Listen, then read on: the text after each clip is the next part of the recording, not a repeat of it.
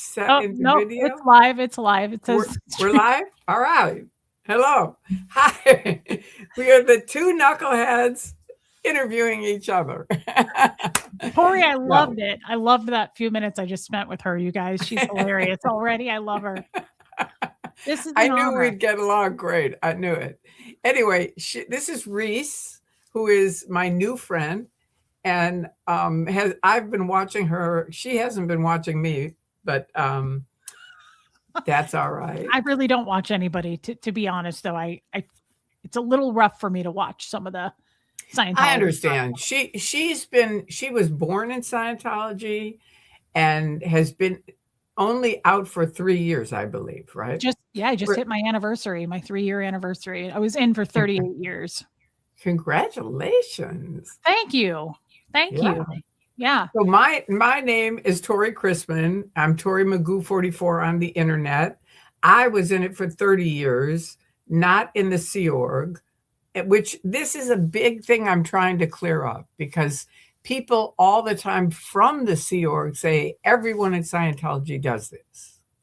And I'm trying. So I've been on TikTok and a lot of the kids are like, well, were you on the RPF? And I'm like, no, I wasn't. I was in the Sea Org for maybe 2 months. I have epilepsy. You probably don't know that. I didn't. But I do. And I spent 30 years fighting them on it. My mother, thank God, in 1972 said, okay, because I was losing my short-term memory, which you'll see during this because I forget things. But she said, what are you doing tonight? And I said, I'm going out on a date. And she said, okay, I'll call you tomorrow. She called me the next day. She said, how is your date? And I said, what date? And she said, okay, that's it. Either you're on your medication today and your doctor calls me today and says you're on your medication, or I am personally going to fly from Chicago to LA. And believe me on this, L. Ron Hubbard and the Church of Scientology will never forget your mother. And my dad was in the Football Hall of Fame and a broadcaster in the 60s. And I knew she would go on all the media lines they had and tell parents, don't let your kids get in this. It's awful. That's so horrible. Anyway, yeah. So it was horrible, but it was horrible, but it also was how I got out. It was kind of enough. Were your parents Scientologists? No, they were very much against it. They were very much. Well, my dad died when I was 22, when he was 51.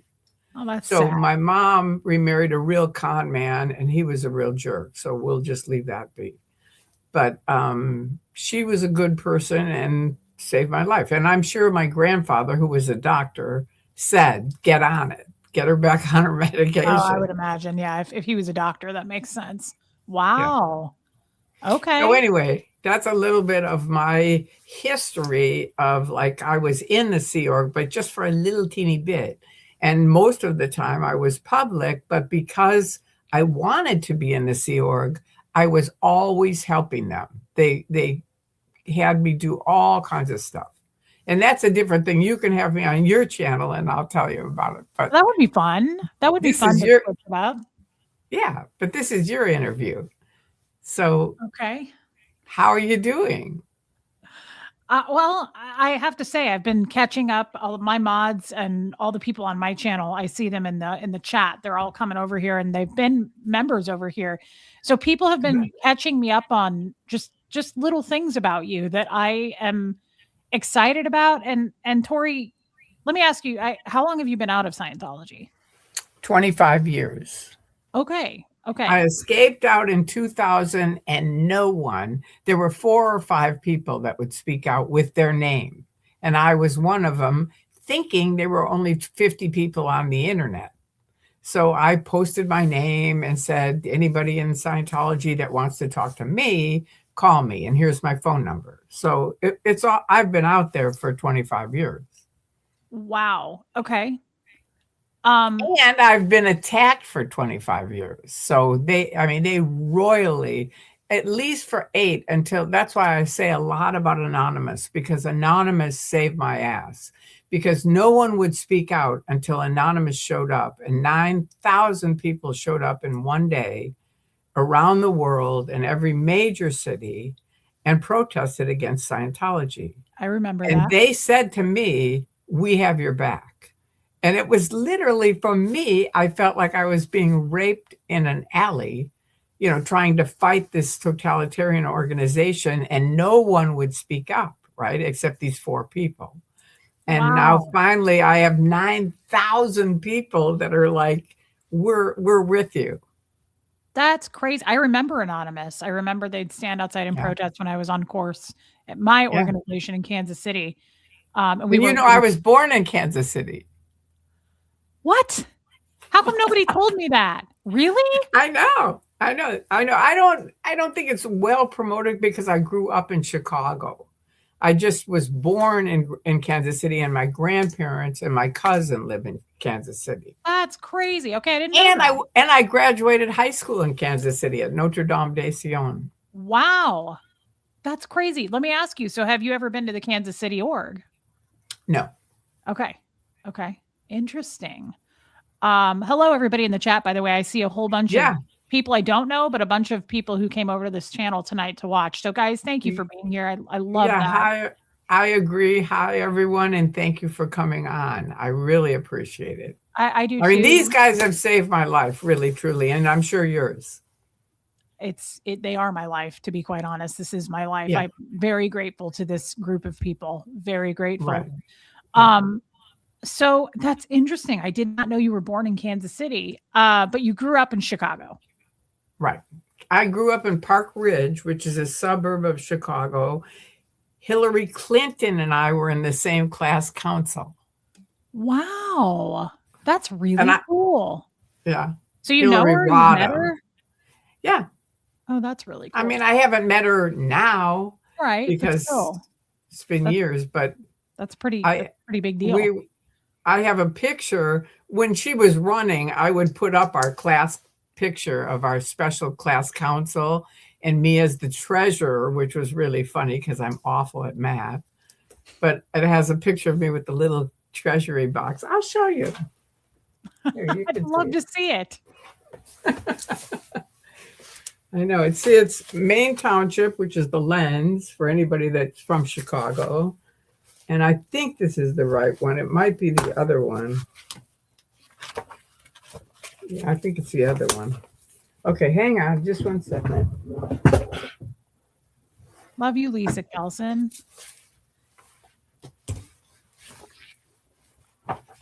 Yeah, this is it, I think. Love you, Don Paris, though. Yeah, Lisa, I was just thinking that. She said, how awesome is Tori? Tori is awesome. I purposely didn't want to know much about her, like in the last 2 days. Well, no, because I call it fishing or swimming without a net, Tori. I like to just go on fresh. I don't want a script. I don't want any of that. I want to just, wow. Just to see an old, this is our, that's how it looked, for people that are younger and I don't know what happened to him. I date old men, so I've seen a lot of pictures like that. Oh, okay. But a lot of people haven't. Or they've seen them on TV, but, you don't see them with people you know. A lot of black and whites with the guys I date. A lot of black and whites, Tori. Really? Oh, yeah. All right. Well, I'll have to show you another time because I can't find it. And naturally, ooh. Where the hell is it? The men I date, there wasn't color yet. There wasn't color yet when they went to school. This isn't color. This is black and white. This is all black and white. I get it. Yeah. Yeah. Where the hell is it?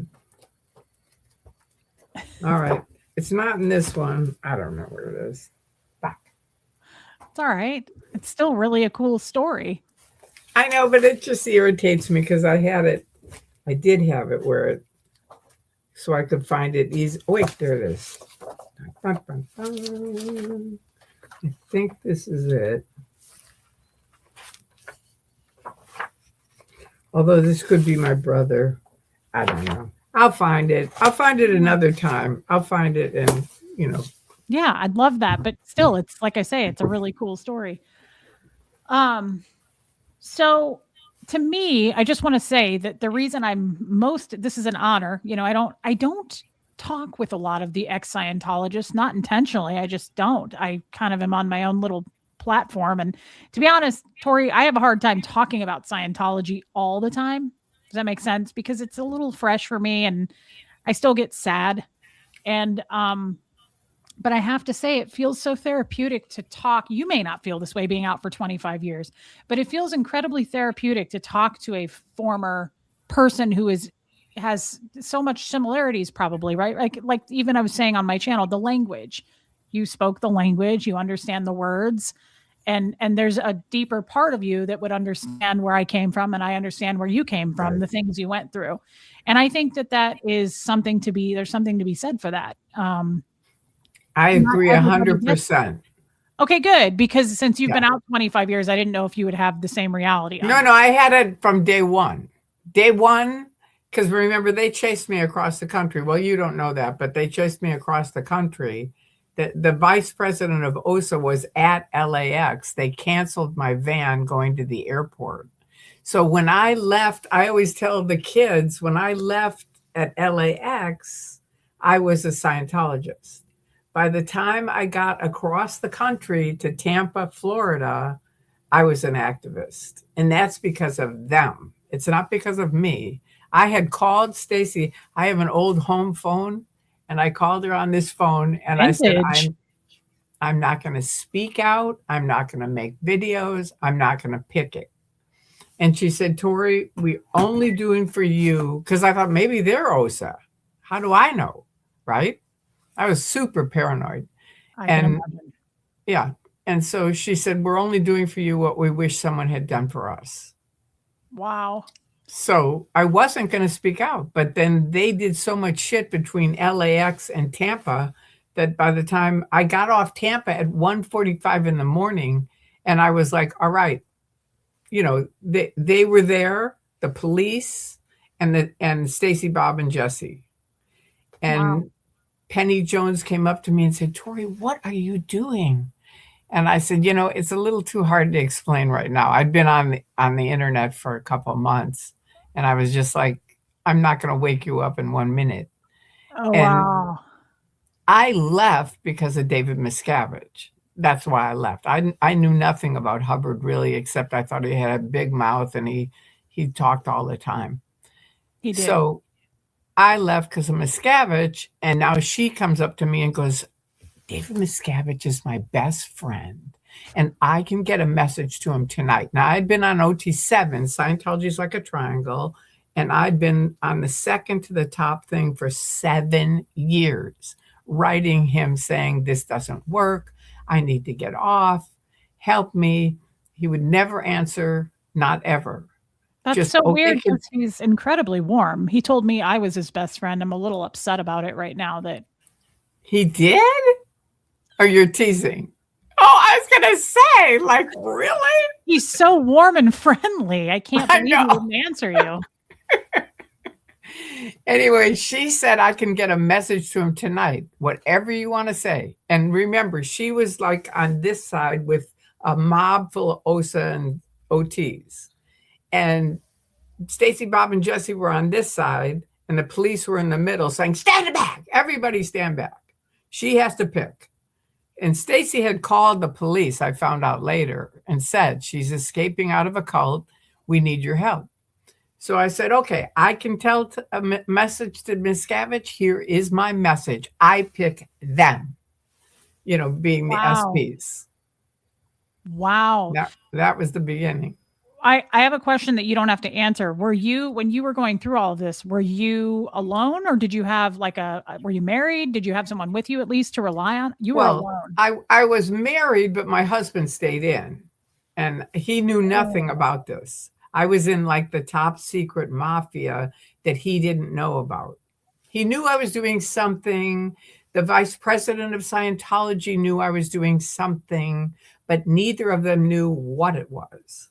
Okay. Okay. I mean, that actually makes sense. I've seen people posted in different, like spouses that are posted higher and one is not, like one being in Right. CMO or, Right. so, okay. So he stayed in. He stayed in and remarried and won't talk to me in 25 years. Wow. Yeah. Wow. So Okay. Wow. so I left very much alone, except Andreas in Norway had helped me wake up, who was never in, but he started xenu.net, xenu.net. And Okay. I said, why did you start that? Because you were never even in. And he Uh, said, someone was suing a Norwegian. And I thought, why would a church sue a Norwegian? And so he was a computer geek. So he said, I started looking around the internet and I found, Paulette Cooper's story and this and the raid and all these horrible things, but nothing in one place. And because he was a computer geek, he said, I'm going to make a website and put all this stuff in it. And Bless he him did. for that. That's I amazing. know. I know. So it's www.xenu.net, xenu.net. And Wow. it's a great site. I mean, I really recommend for you even Yeah, I've never starting gone to to it. just look at a little bit every day because it's a lot of information. Okay. And by the way, Ron 8511, thank you for that. You got a super chat and I was reading it. Oh, thank you. Um, See, I can't read and talk. oh, I can. I'll read it for you. I've been following Tori for years. So glad to catch you live. Follow you also, Reese. Thank you, Ron 8511. That's so kind. Ron 8511. I don't even see him. There he is. Where? He's on screen. Oh, there you go. Oh, thank you. Thank you That was very nice much, of him. Ron. Very kind of you. It was Very very kind. nice. And thank you. Thank you, Kelly, for putting that up. Yeah, that was really nice. So Yeah. I have a question. I mean, you might have questions for me, which is also, it goes both ways, Gal. But I do have a quick question. So did you make it to OT7? Yeah. I was on it for 7 years. Which, let's be honest, Tori, that's rookie numbers. I knew people on OT7. I knew somebody on OT7 for like 28 years. Really? The ED of Kansas City, Maggie Kittinger. Yes, she was Wow. on it for decades. And I was like, how Oh, does this happen? Um, but I have a question. This is weird. I Googled, not recently, long time ago, I Googled the OT levels, which, as you know, we're supposed to get cancer and die when we do something like that. But I'm somehow no, still here. you're supposed to get pneumonia. Oh, sure. Well, it was a mild cough, but it cleared up with a Z-Pack. But I want to ask you about that. I read some crazy stuff. What did you think going through that? Okay, let's start with OT3 because that's where it starts. Is that the wall of fire? Yeah. Okay. And everyone, because I have epilepsy, said you need to do this level and that level. And most people that had done OT3 said, this is going to fix it for you, Tori. And L. Ron Hubbard in the Sea Org supposedly had written me a letter saying, Tori, you've got to handle this. I want you to leave the Sea Org, go into the HGC, which I was co-auditing, meaning Reese would audit me, I would audit her. And it's much cheaper because you don't Way have to pay cheaper. all the big prices. And Yeah, it's more fun. I really loved it. I did So too. the lower bridge I liked. So, okay, I'm doing a lower bridge. I'm doing well. Bop, bop, bop. Anyway, everyone starts saying you've got to do OT3. That'll fix it. So I get to OT3, and back then, see, like now they have a huge course room because they have to walk people through this so that they'll believe it. Because some of the volcanoes that Hubbard announced are not even around. They weren't even on Earth. So they've got to get people through all that. But in my day, they basically put me in a closet and they said, here's the pack.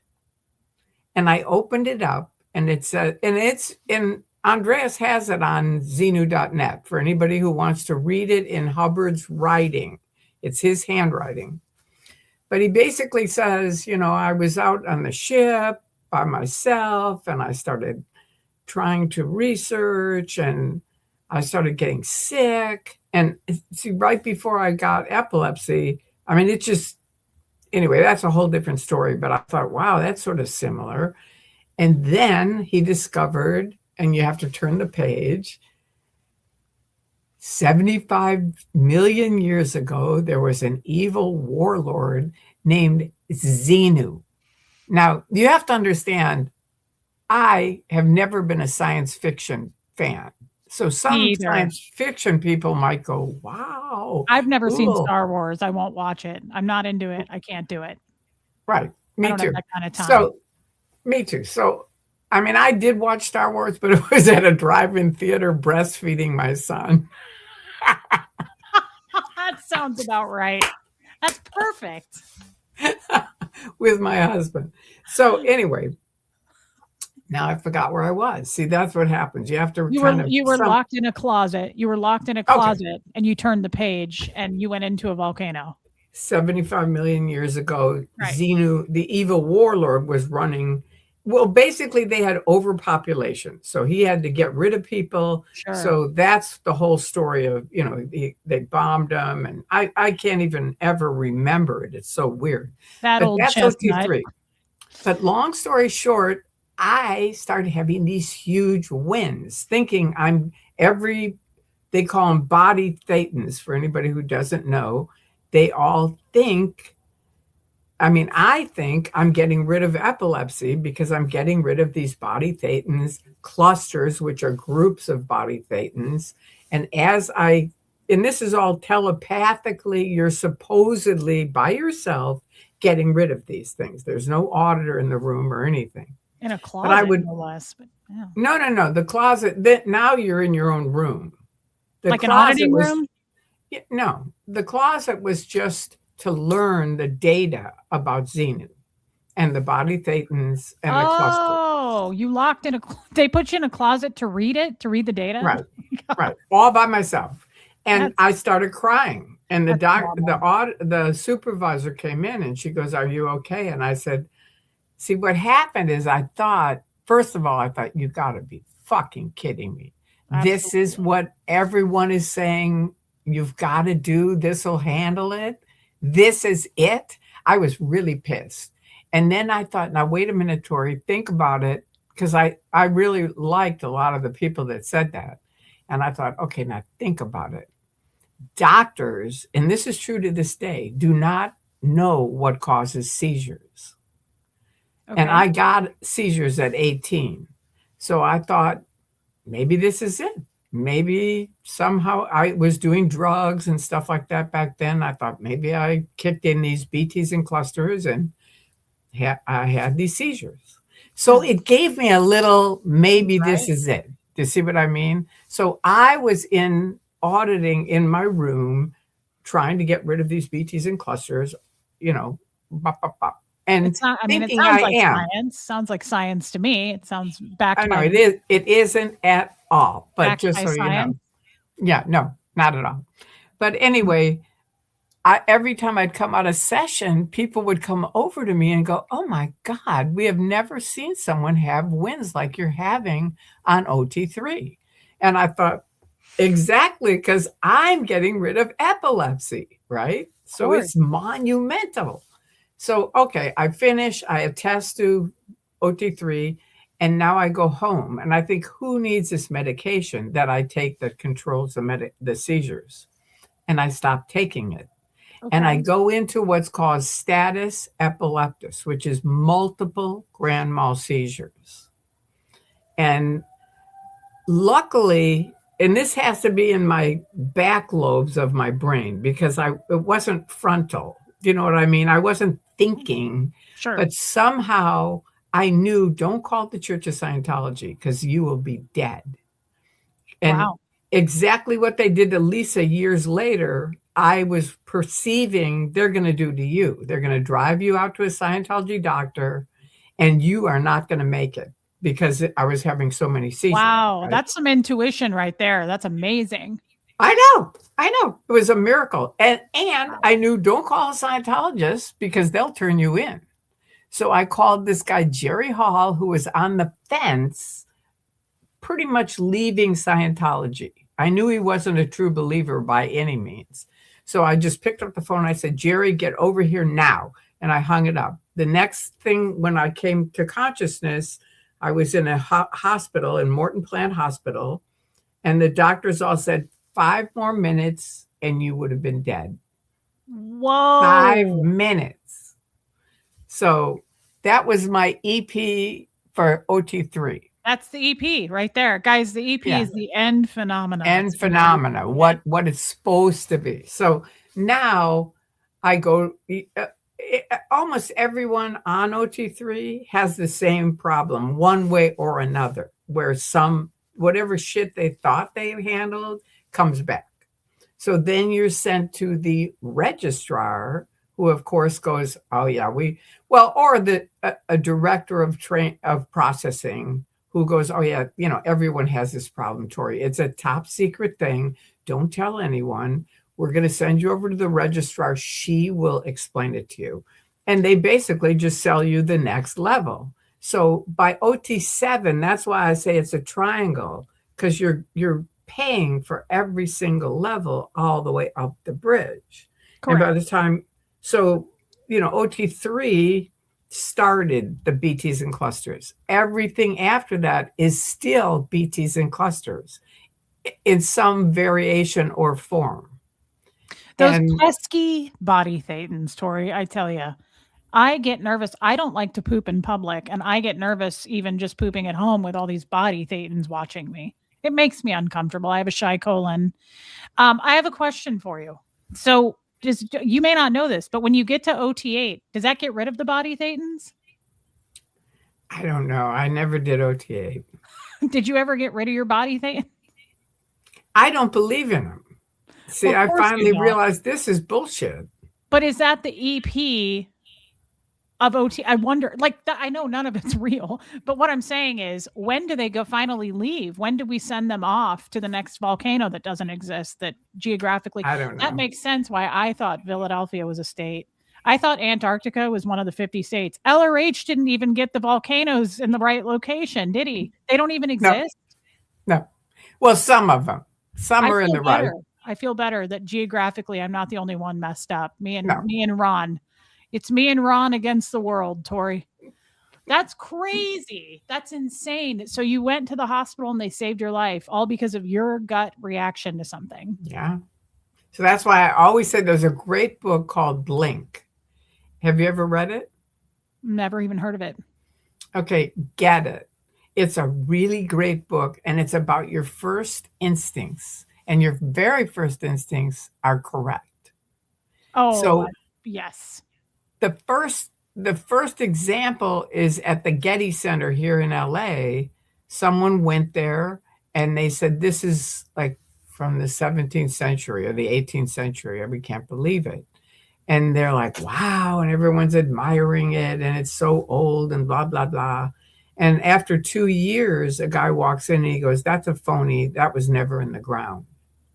So they go to the guy that bought it and they go, okay, what was your first instinct? And he goes, my very first instincts? And they go, yeah, your very first instinct. You go, my very first instinct was, it's a phony. Wow. So can I just say something, because I'm going to order this book now. I've never heard of it. I watched something that I talked about on my channel the other day. It was a little clip of something from a woman who used to be CIA or Secret Service. I'm not sure, but she was a trainer for them and she was a badass lady. And she said, especially women will get their instinct, their first gut thought, right? Your first instinct. And then their minds will override it. They'll go with the gut initial feeling, but then they let the mind take over and go, no, everybody knows him, or no, everybody says they're good. They'll justify it away. And that it really makes me think of what you're saying. And I've been actively, mindfully trying to think with that all the time. Like, what was the first thought? Because stop overriding it. Stop overriding it. If it doesn't work for you, if it's not good, if it doesn't feel right, you don't need to tell yourself that it's right. No. Just because No. everybody else says it's right doesn't mean it's right for you. And that's Exactly. okay. Like that That's right. doesn't make you weird. That doesn't make you No. wrong. So No. I think that's a really great point. I'm going to order it on Amazon. It's called Blink. Blink. And Great. what is her name? No idea. I've played her. She does some master class. I've played her reels on my channel, but I do that with a lot of people, just stuff that I find interesting. I don't know what the lady's name was, but she's pretty fascinating. And she says that a lot of people, they feel the gut reaction first and the mind immediately takes over and goes, no, you're crazy. Ignore that. Like we override it with what we think. Right. Oh, I Right. know what she said. She says, I love this. Her little motto that she took away from it. She goes, just remember this. Why think when I can feel? So you feel first. You immediately feel, just like you were saying. What was your first feeling on that? She said, she goes, I want you to remember, why think when I can feel? Because you feel first, but then you start thinking it away. Like, Right. no, cast that off. I really like where you're going with that, because I think women especially, we get ourselves into messes when we felt the red flag, but we painted it green. And we know we did. You know, like Exactly. we've all done that. And it's nothing to be Exactly. ashamed of. It's something to fine tune though, so we can not do that. Tori, I paint a lot of red flags green, girl. I've got a lot of catching up to You're do. not alone. You're not alone. And you're doing great. I think you're doing really great. You know, it's like coming out of a cult is monumental in itself. Just deciding I'm leaving is monumental. Like I go to Weight Watchers because I was 100 pounds overweight. That's why I wanted off of OT7, because my dad died of a heart attack, and I thought I'm going to die if I don't get off this level and lose this weight. And I've been on every diet you can think of. So now I realize Wow. I've got to do it. Even while I was I joined Weight Watchers while I was still in Scientology. I'm surprised And they let you. there's a lot of stuff that I've done that they wouldn't let a lot of people. But because of epilepsy, I do all kinds of things, because my view is that I am on the bridge next to the bridge to total freedom. Because see, everyone would say, how can you be on the bridge and be on medication? And I'd say, have you ever had a seizure? And they go, no. And I go, then we have nothing else to talk about. And I had a list of people that would be like, don't ever talk to this person or that person. You know, I just had to get them out of my life because they were Wow. so upsetting to me. And this was when I was in Scientology. Sure. Can I ask you, because so you know this to be true. Well, I don't know if you know this to be true. I am diabetic, and I was Yeah. undiagnosed for no, I know you wouldn't have known that, but my point is I was undiagnosed for years because they kept routing me to the MLO guys. The MLO is the medical liaison officer, Right. who has no medical training. It's just a person assigned to a post, typically from above, because they don't actually have that post being held. And they're usually 18. Yeah. Yeah. And I kept getting routed to the MLO and getting, nervous assist, touch assist. I was super, super, super dizzy, continual like yeast infections, like just all kinds of symptoms of diabetes. And it wasn't getting handled, but they didn't want me to go to a doctor. So I finally go, and it was badly, badly out of control diabetes.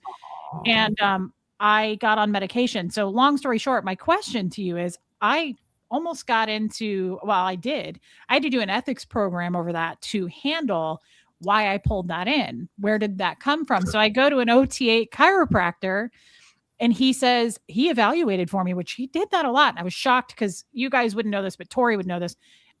Evaluating means like, this is why you are the way you are. That is a no-no in Scientology. And he said, he goes, I guarantee you your diabetes came from the moment you were born. They pulled you out, and your dad looked at you and said, hi, sugar. And you have high sugars. And I was like, oh, that's science. I mean, that, of course. That why didn't I think of that? So I had to do quite a lengthy ethics program. And same as you, they were like, oh, well, wait till you get on OT3. Wait till you get to OT7. It'll handle. Right. Did you get that kind of were you kind of shamed? Like you pulled that in. How did you pull that in? What did you do to pull that in? Epilepsy. But that's what I'm saying. I did get that. And people, every single level, would pull me into a room and go, okay, you did this. Did that fix epilepsy? So it was like all the time. So that's why I finally, started making a list of people that I would talk to and wouldn't. And a lot of them, because they're always like, oh, he's PTS, she's PTS. Well, guess who was PTS? Right. PTS is a potential trouble source. In Scientology, they declare you, if you leave and speak out like the two of us are. Is that your SP declare? Yeah. You I lucky. got it. You got it at a time when they were still giving them. I'm not lucky. Jesse Prince told me they don't give them out anymore. They do not. And I said, really? And he goes, yeah, I don't have one. Stacy doesn't have one, no. So I made it my decision. I'm going to get it. So now when I flew back home from Clearwater a month after I'd been there, my house was ransacked. Everything was gone. All my receipts were gone. They had stripped everything. And so I called Flag and I said, I want to talk to finance. And they said, who is this? And my married name was Bazazian. So I said, this is Tori Bazazian. And they put me right. Wait, hold on. What was your married name? That's the coolest. Bazazian. Fancy Fazian? What is that? No, Bazazian. It's Armenian. I got to change my last name. My husband was half Armenian, half Irish. That's a cool name. Irish. English, Irish, German, and Scottish. So anyway. That's amazing. Go on.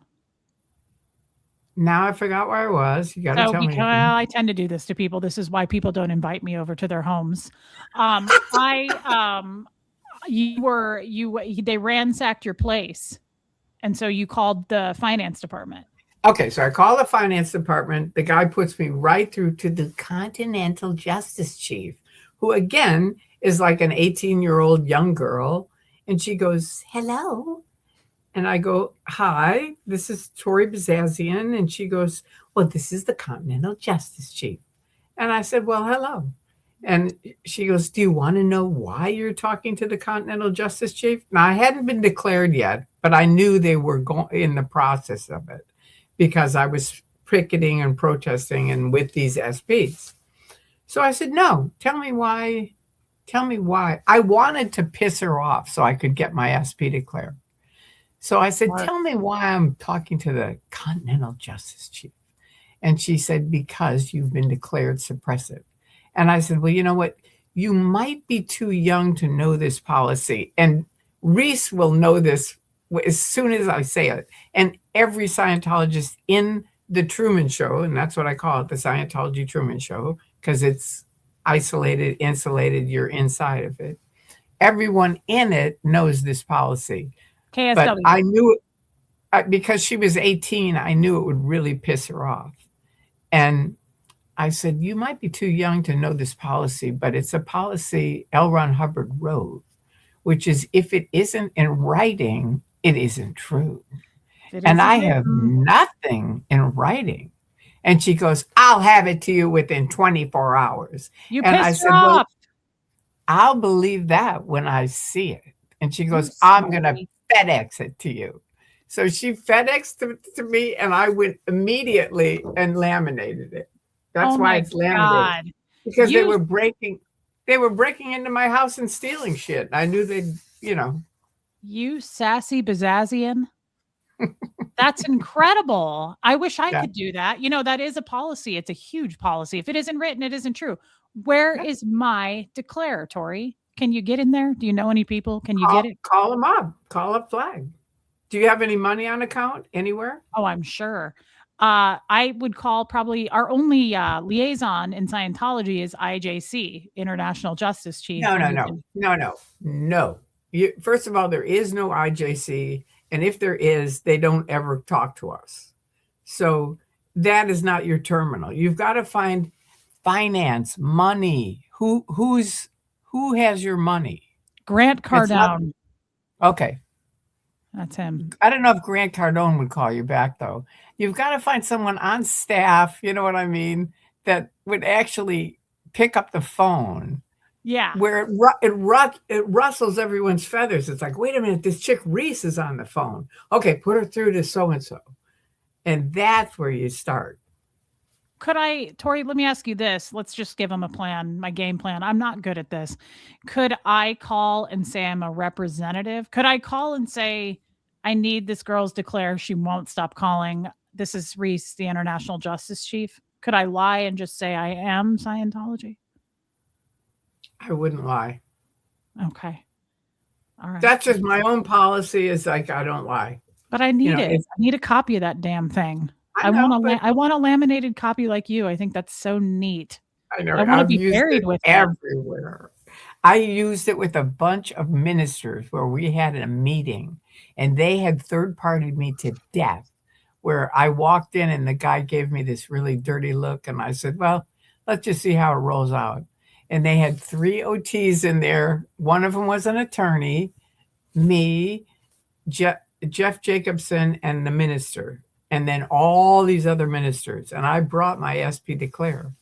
And in it, they had 7 minutes to talk, and we had 7 minutes to talk, or maybe 3. I can't remember. We had so many minutes to talk, or she did.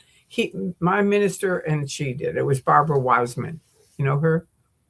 Oh yeah, I know that name for Right. sure. Oh yeah. So she was there, and she said, blah, blah, blah. You know, they can't speak anymore. Do you know that? Who? Scientologists. They can't speak anymore? They can't speak like in my day, they used to get up anywhere. They could be anywhere, Oh, and they yeah. would give like little lectures. But Oh now yeah, they no, they can't do can't. that. They Mm-mm. have to have it okayed. So she read this whole thing about how a man has the inalienable right to free speech and free thought, you know, and all this stuff. So Mhm. that was her thing. And then she's done, the minister talks.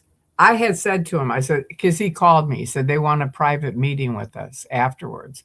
And I said, look, they're gonna drive over you like a 24-foot truck. And because you've never done Scientology. Right. And that's what they're going to use. And he said, well, will you come with me? And I said, sure. So we go to Celebrity Center. She speaks.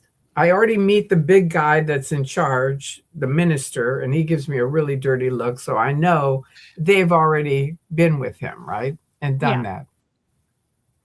So now and I apologize because I'm talking way too much. This is your interview and I shouldn't be, but What do you you asked me mean? something.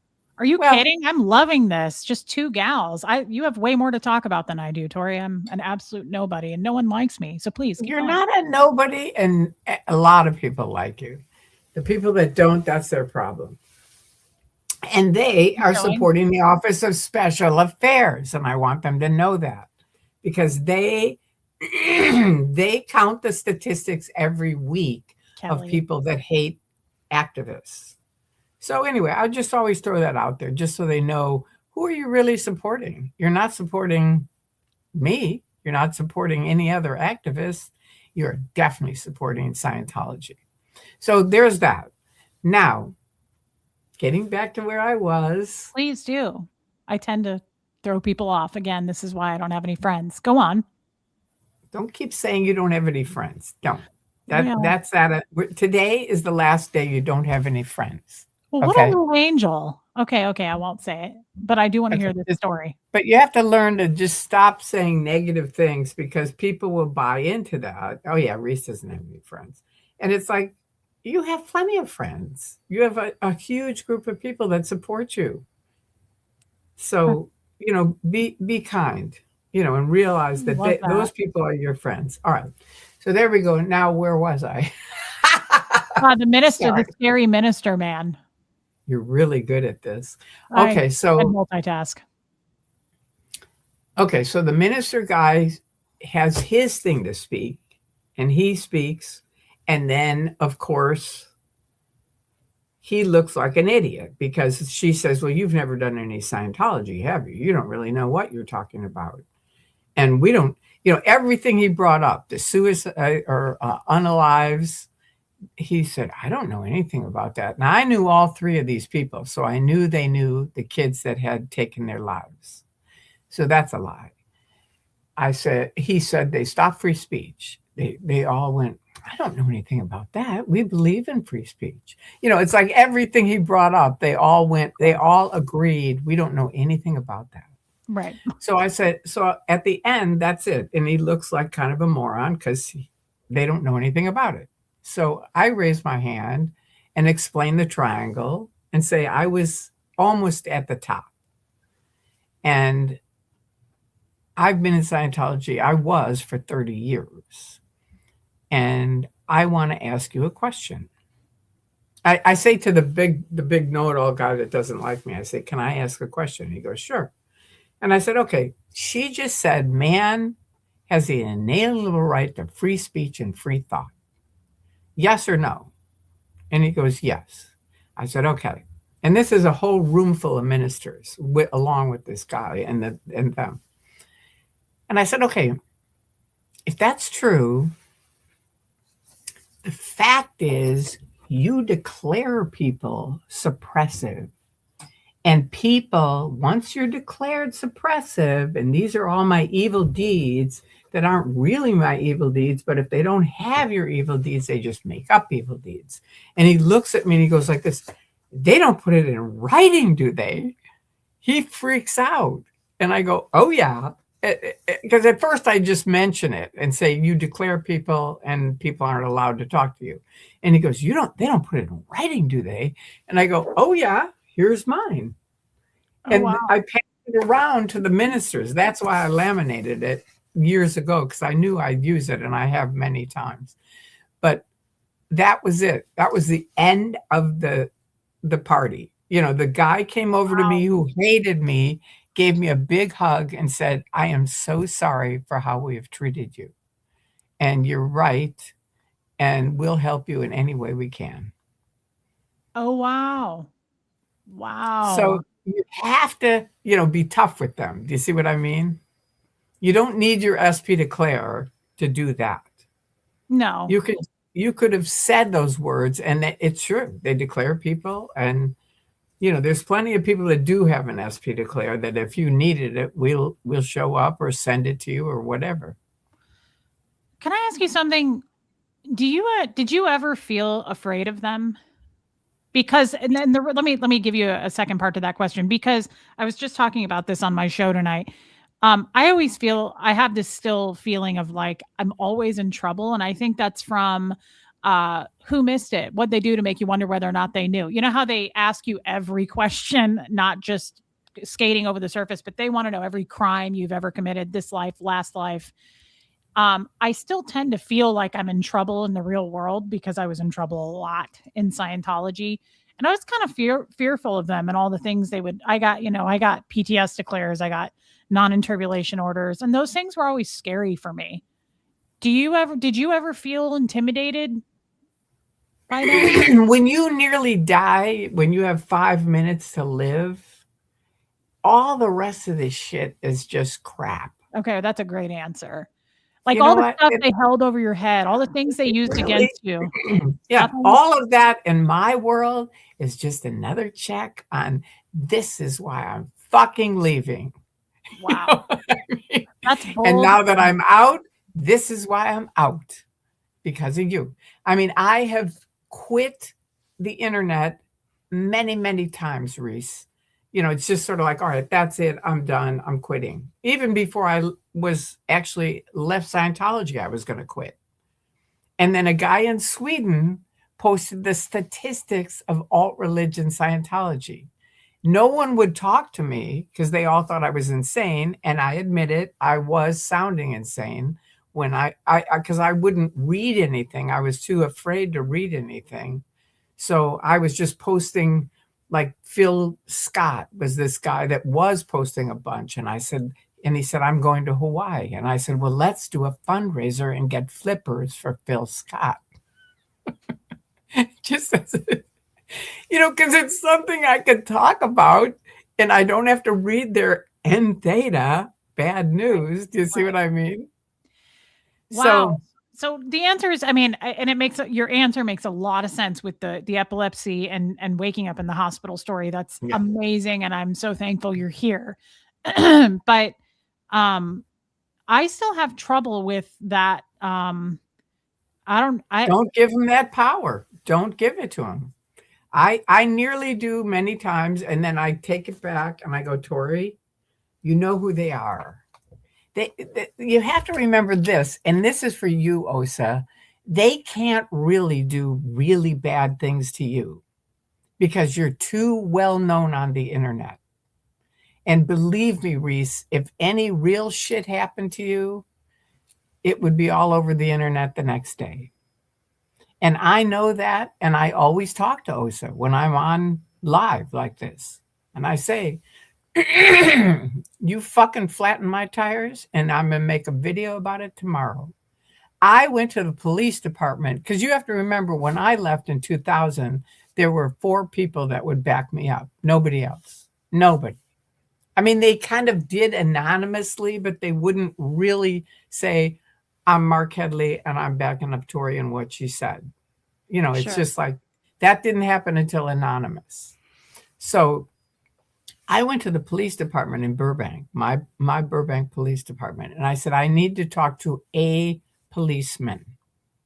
And the guy came out. I explained gaslighting. I said, are you familiar with it? He said, I am. I explained fair game. I said, it's really the same thing. And they do it to people like me who are out and speaking out.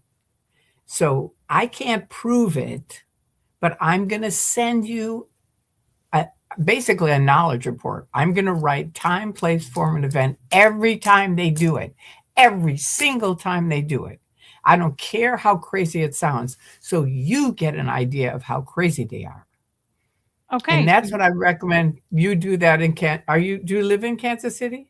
Not anymore. No, I live close to Nashville. Well, even still, go meet somebody there and just do the same thing and start writing up. This is what they did. This is what they did. Are they doing shit to you or not? Or are Not you just anymore. worried about it? No, I'm not worried about it. I'm way past that. It's more just irrational fear is what I'm asking you. Like things that policies that I grew up on that was, just some of the indoctrination and you know what I mean? They hold all those things over you all the time. And I think because I was in so many ethics programs and I was just always told like the bridge doesn't work on you. Like your case is getting in the way of, they always Right. kind of made a way of like Right. singling me out Oh, to make it believe seem me. like it Oh, doesn't yeah. work on you, but everybody around you is Oh, somehow yeah. doing, thriving. Oh, And yeah. Yeah. so I think I just still have this like something's wrong with me mentality. And this, I was going to ask you too.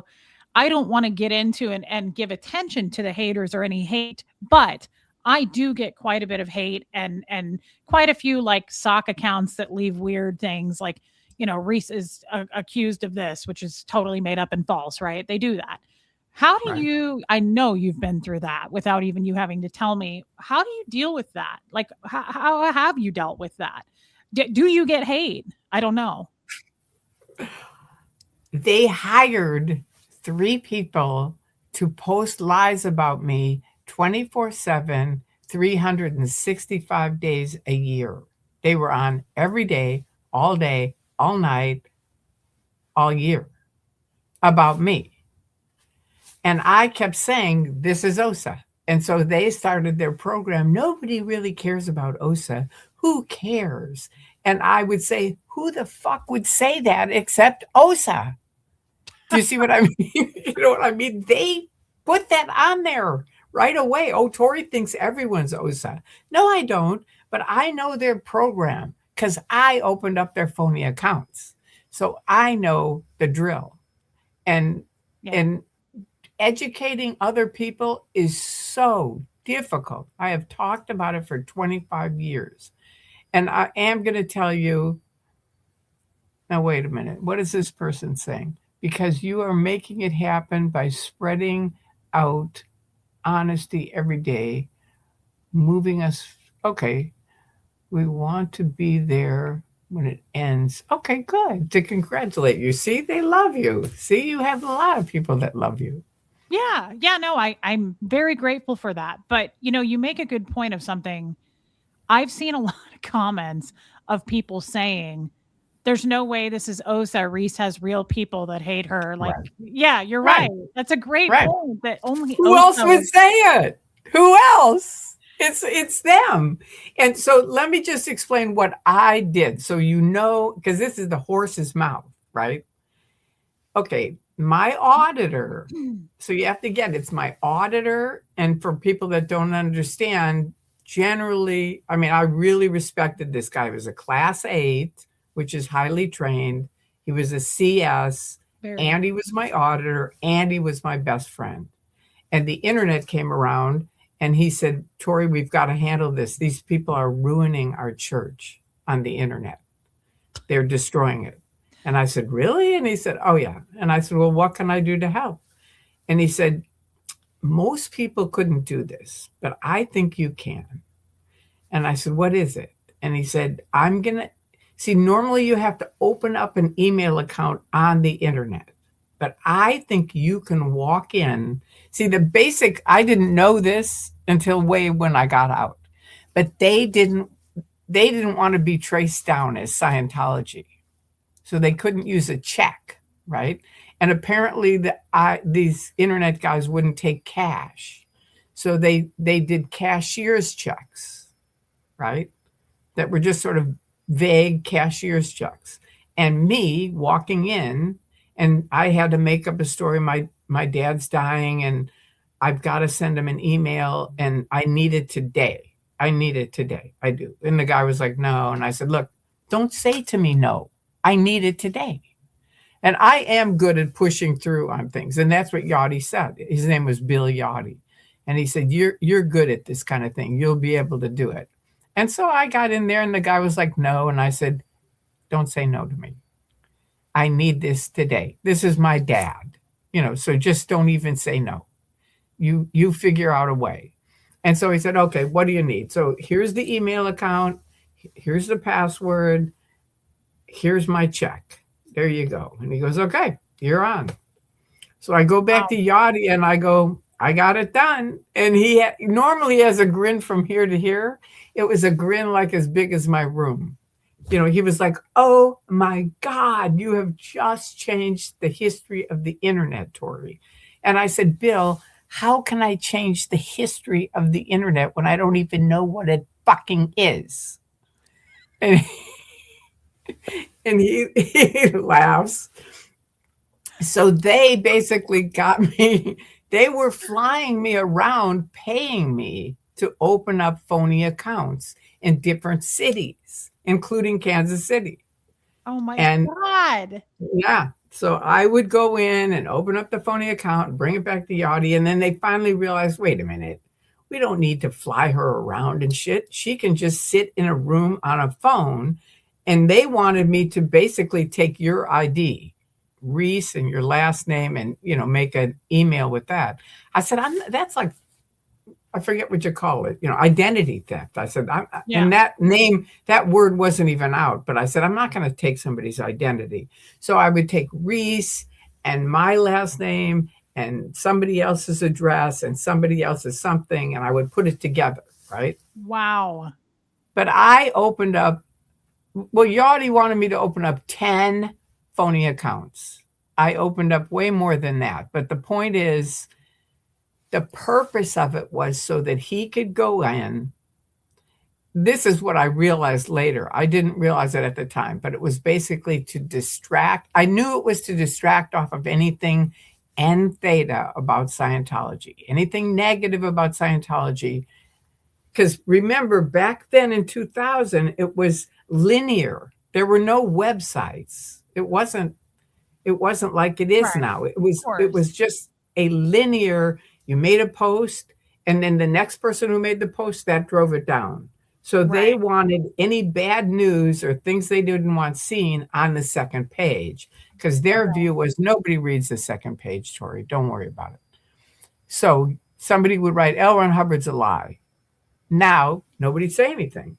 So Yachty would come on as Joe Smith and say, I don't think that's true.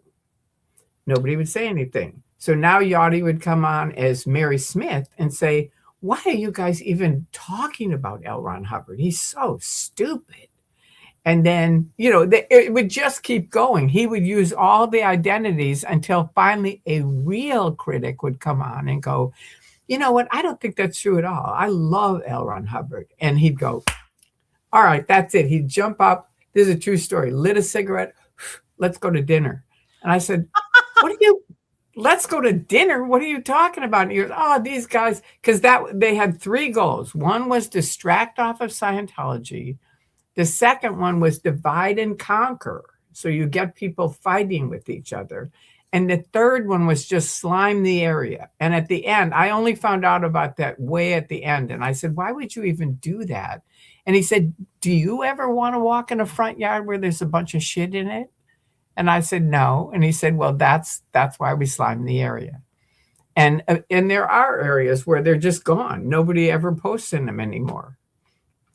That's from OSA. So when you understand those 3 goals, and if you really keep them in your head, when they go, oh, Reese, did you know that Reese is this and this and this? You go, thank you. And I always go, thank you, OSA, for proving exactly what I've been saying. Thank you.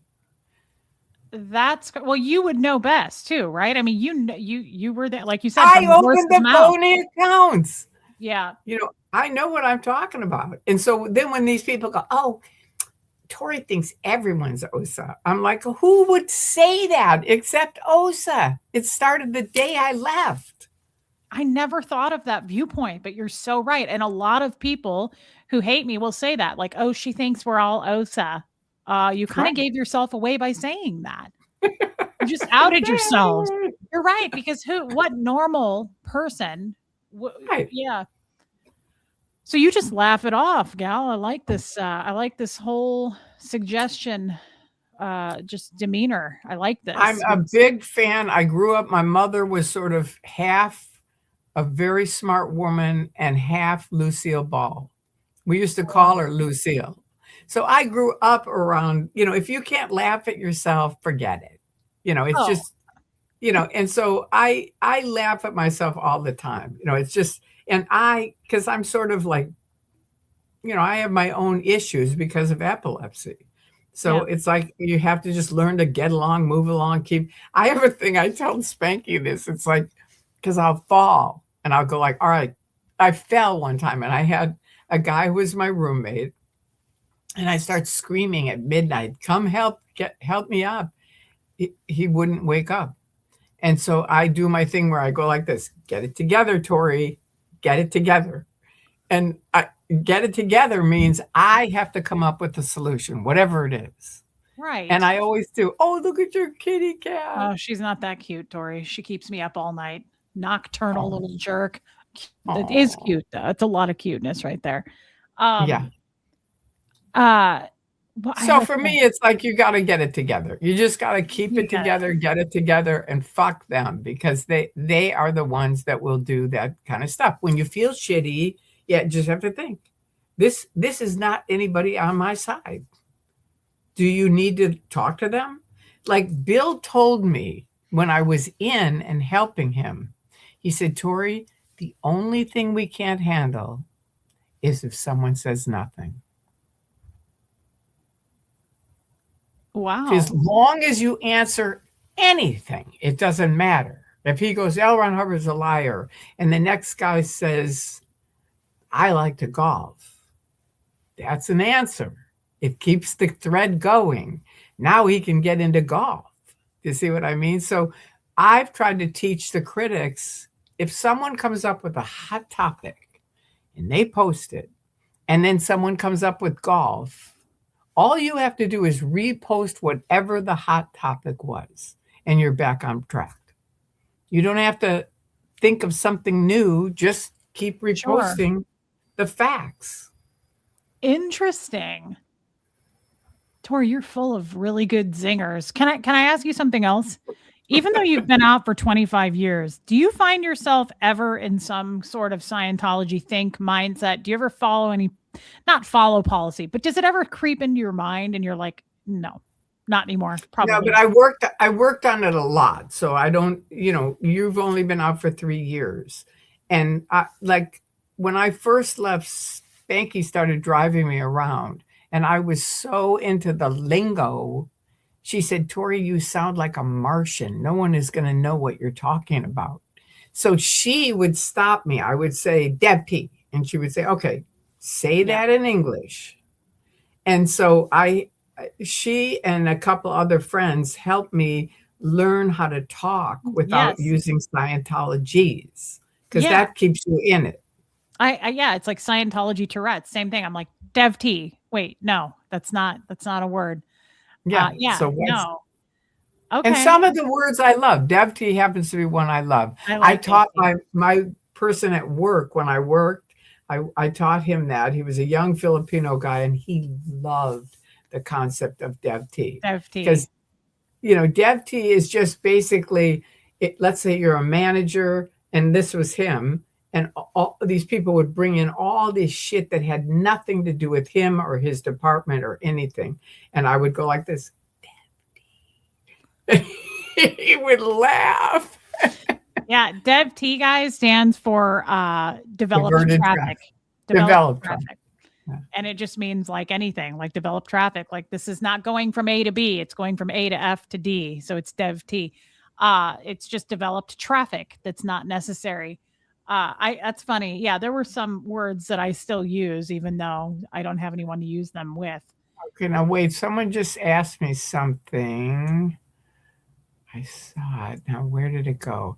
It said, isn't it different because Tori, Isn't also it Tori different for wasn't, Reese because she was yeah, raised in it?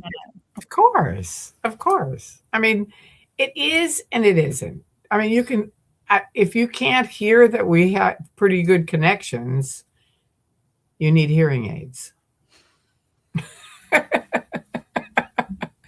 Because, don't you think we're getting along pretty good? Someone made a comment that said Reese found her home. I feel very at home talking to you. You're very, very easy and you make me comfortable. So thank you. Good. Good. Yeah. I Yeah. really want you to know that. And I'll tell you this, because I had this with my memory, with your friends, where I would go, I can't remember. And I would just say it all the time. And I finally realized, wait a minute, because that was part of my waking up. I read 10 years of self-improvement books. I was in the cult. I couldn't read the 3 books that were out against Scientology because then that would be too bad. So I'd go to bookstores and just look at philosophy, self-improvement, religions. It didn't matter. I'd look at the book, if I liked it, I bought it. And I'd come home and my husband would say, "Oh, you got another one of your secret library books?" And I said, "Yep, I did." And those books, I think, stripped off a lot of the mind control that I had in me. It was just like, and it started with, I saw these gay guys. Do you remember, were you alive back when the gay guys were dying? Which gay guys? Just gay guys in general. They'd get AIDS and then they die. And they started making these big quilts for the people that died. No, but I was born in 84. Was it before that? Probably before that. Okay. That's sad. That's horrible. I did not know that. Okay. Yeah, they made the mothers would make, or friends would make giant, they'd make a patch for the person that died with different things that reminded them of them. And they are like football fields big. They're in a museum somewhere. But anyway, 4 of those guys were on TV and I saw them, and this lady was interviewing them, and they said, "You know what? We read her book and we're alive." And I thought, well, now, wait a minute. If they read her book and they're alive and I'm in a cult and I'm dying, I better read that book. So I went and got the book, and it's called You Can Change Your Life by Louise Hay. That was her name. Okay. And I bought that and I thought, okay, I can change my life. That's it. And it really helped me. So that got me going to libraries and looking at all these books and buying them. And, I just, it helped me so much because I Wow. couldn't talk to anybody. Right. You see what I mean? It seems like you were very resourceful. Like you really you set a path and you didn't really doubt yourself. And it seems like you weren't fearful. You just, it's like which is quite shocking because you were on 7. You weren't like some newbie.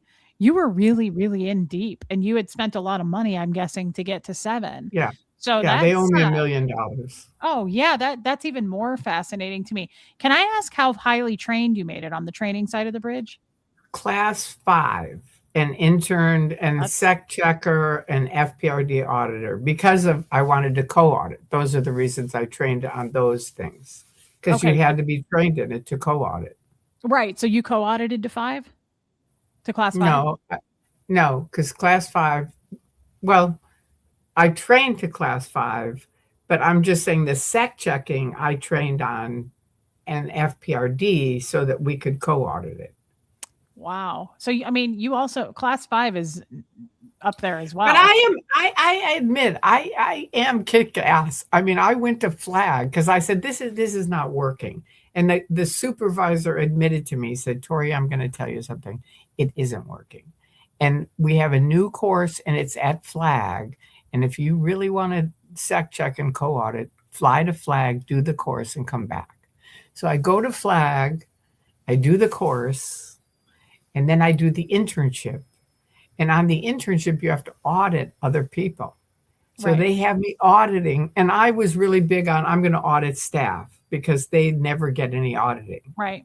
So I'm auditing a staff, doing a sec check, which I know everybody thinks in terms of sec checks are awful. And a lot of times they are, but mine weren't because I was just, trying to help them. Yeah, sure. So I get that. anyway, I'm sec checking them, and this executive comes up and says, okay, you got to dump the PC. We need you to audit an executive here at Flag. And I said, no. And she said, no. And then they brought a higher executive and a higher one. And they finally brought, I forget the titles even anymore, but they brought, like the top person. And that person came down and said, who trained you? Because I would just keep quoting in the code of honor, which says nobody can make you take on a PC. And that was at Celebrity Center. I did the academy levels, and James Fiducia, what happened was an executive came at CC and said, you have to audit this person. And I already had a whole day full of people. And so she said, look, he's going to New York, so don't worry about it. Just take him in session, get it done, and then he'll go to New York. So now I'm in session with him, and you have to know, to people that don't know, once you take someone in session, you can't just dump them, right? Correct. Now they're your PC. So That's I correct. take him in session, and he goes, well, when I leave for New York in 2 months, and I'm like, 2 months? They said 24 hours. I don't say that to him, but I'm saying it in my head. So I go to James Fiducia and say, what do I do? And he shows us the code of honor or the auditor's code. The auditor's code. And Sure. in the auditor's code, it says, nobody can make you take a PC or do, they can't, you have the rights of an auditor. So Correct. I used that at Flag. I said, no, I'm not going to take, they wanted me to audit some top dog. And I said, when I finish my sec check with the guy that is Mr. Nobody here at Flag, then I will take on your Mr. Somebody. But in the meantime, I'm busy auditing Mr. Nobody, and I'm not going to drop him. Did they honor that? Yeah, they had That's kind of to. shocking. I mean, I know because if it isn't written, it isn't true, and you showed them a policy on it, and usually that would work. But I'm kind of surprised they didn't still override that with the executive making that. They can't make you. I would have walked out. It's just like, no, I'm an auditor. You might be Mr. Executive or Mrs. Executive, but not in my world. I go by the policies and the tech. And the tech says this, and that's by L. Ron Hubbard. That's not by you. That's by L. Ron Hubbard. And that's who I was trained in, and that's who I'm following. And think about it, it's just the right thing to do, Of course it to is. finish the sec check. So they said, Absolutely. okay. But they were all like, wow, who trained you? I said, James Fiducia. Wow. I mean, that's pretty amazing. I feel like I've seen those scenarios before and most people would cower and go, "Okay, I'll do it." You know? Right. So that's Right. pretty amazing that you stood up and showed policy because that doesn't always make you the good guy. Even if you can say, "Here's my policy, here's what I'm applying," they can still give you a lot of pushback, and you know that. Wow. Okay, and so you made it up to, 5. You made it up to class 5 As far auditor. as training. And just Right. for people who don't know, that's why I do the triangle. So one side is auditing, one side is training. Right. And that class 5 is pretty high up. Class 6 is obviously, as you know, the FEBC course, which is a huge thick it's a And it's flag. now gone. Did they get rid of it? I thought they just were redoing it like they redo everything else. Well, hopefully so. Because, I mean, for the people that are in, that was always my goal to be a class 6. And I was really, I cried because I had money in the free wins, I had money at flag, and I had money at ASHO because someone gave me the briefing course when I first got in. The briefing course, it was called the Power and Briefing Course Package. So remember Power? Did you know Power? I've heard of it, but no, that was before me. Anyway, it was one of the levels and very expensive. And they gave me that for Christmas. I made a bottle of beer and gave her a bottle of beer. And I she said, gave you the briefing course? the briefing course of Power. And you gave her booze? I I love gave it. her a beer, a bottle of Snaggalo beer that I made. My brother and I call each other Snaggle. So I made Snaggalo beer and gave it to her. I bet she loved that. That's I think she hilarious. did. I think she did. It was fine. I mean, I paid her back because, I felt like I did, but I never got to do the briefing course, and that's okay because they had all. Apparently, there's a million tapes of Hubbard blabbing away, and Oh, the briefing, it's the FEBC guys is what they call it or called it if it's not there anymore, the Flag Executive Briefing Course. That thing is every tech volume, right? I know one person that did it at the Kansas City, Oregon. He was at Flag forever. I mean, that's how high are you trained? oh, I didn't get past Pro TRs. Thank goodness. I did the more recent survival rundown. I guess that's past Pro TRs maybe. And then I Yeah, only it made is. it right before the grades. I made it to the happiness rundown. I did Yeah. more my father and myself, I went into debt buying packages, training packages. My dad wanted me to co-audit to clear, but I always got in trouble, so we had to break down my training packages into repair programs. I did a lot of repair programs, Tori, I know because that drill. I yeah, know that drill. I got in trouble all the time. So Yeah, me too. That's why I think we get along because I was in trouble all the time. That's why I graduated from the Kansas City Notre Dame de Sion because my parents moved from Park Ridge, which is where I was in the class council with Hillary Clinton, north to Lake Forest, which is a beautiful town, but very rich, snotty. Oh, Reese, you finally got a new blouse. I'm really glad to see that. And you're like, status. is this a compliment? Yeah, I'd never been around that because Park Ridge people I love. They were really, really sweet. They still are. I'm in touch with them. But the Lake Forest people, for me, it was bad news. So I went on this rebellion of insanity. And my mother was playing bridge with some ladies and said she was bitching about some young girl and she's so bad. And they all looked at her and said, well, if you think she's bad, you should find out about your own daughter. And my mom said, Tori? And they just ratted me out to the max. Yeah, I mean, I'm guessing, Tori, just talking to you, you've probably read Jokers and Degraders a few Oh times. yeah. Yeah, I had to method 9 word clear that a lot. Yeah, I had training packages paid for, but I had to break them down and do constant repair programs and ethics programs, and as you know, those are not free. So my dad found me to be a huge disappointment that I didn't use it for the training that he paid for. Uh, But he's still in, right? he is. Just to remind you, he's still in and brainwashed, and you are out.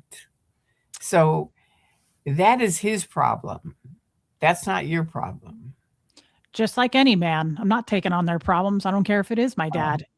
yeah. He's been in since like 1968. Did you happen to know him by chance? Did you ever come across him? I What was wondered his about name? Gene Wally. I'm really bad at Scientology names. If I saw him, I might go, "Oh yeah, I know him. I was on blah with him." But I'm really bad with remembering names and phone numbers. Both, I'm just like, forget it. Did you know many public in Chicago? I get No, yeah. I No. met my husband on course here in LA. Okay, so And you didn't he's from Chicago. He's from Chicago. His parents, L. Ron Hubbard mentions his parents in a tape on the briefing course saying thank you to Wing and Smokey Angel and Flo and Paul Bazazian. And Flo wrote to him years later and said, "Why did you mention us over all these people?" And he wrote back and he said, "Because you helped me keep Scientology alive in Chicago." wow. Well, it Yeah. was those sassy Bazazians again. Well, they started in 1950, so Right. they were way early on. Wow. Okay. So you did not really know any Chicago public though, even 25 years ago. Okay. Okay. Because I know quite a few Chicago public, and I wondered. Okay. Yeah. No, I don't take on the fact that he's still in and I'm out anymore. I've let that go and made peace with the fact that I'll never speak to him again, which makes me a little sad. Tori and I, did you ever miss the people that you had to disconnect Oh, from? yeah. Oh, yeah. I didn't disconnect from them, just like you didn't disconnect from your dad. Your dad is not allowed to talk to you. So that's the difference. I just want public to know I didn't ever disconnect from my husband. I would still be in touch with him, but he's not allowed to talk to me. He's OTA.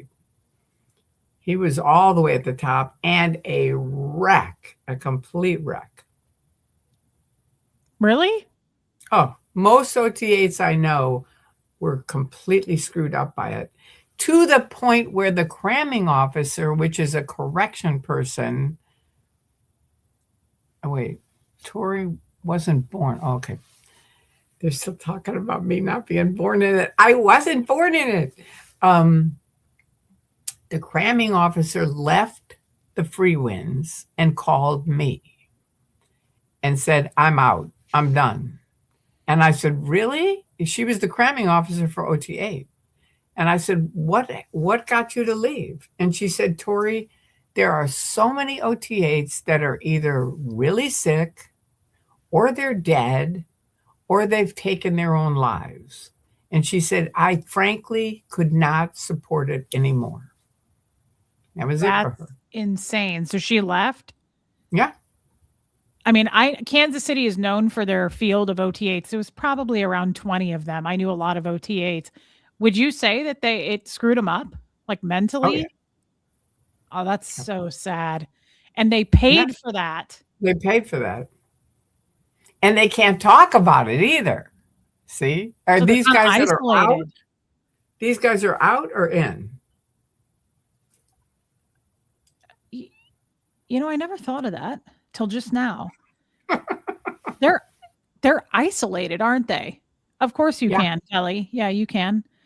They're very isolated because that's my dad and Oh, his okay. current wife. Okay.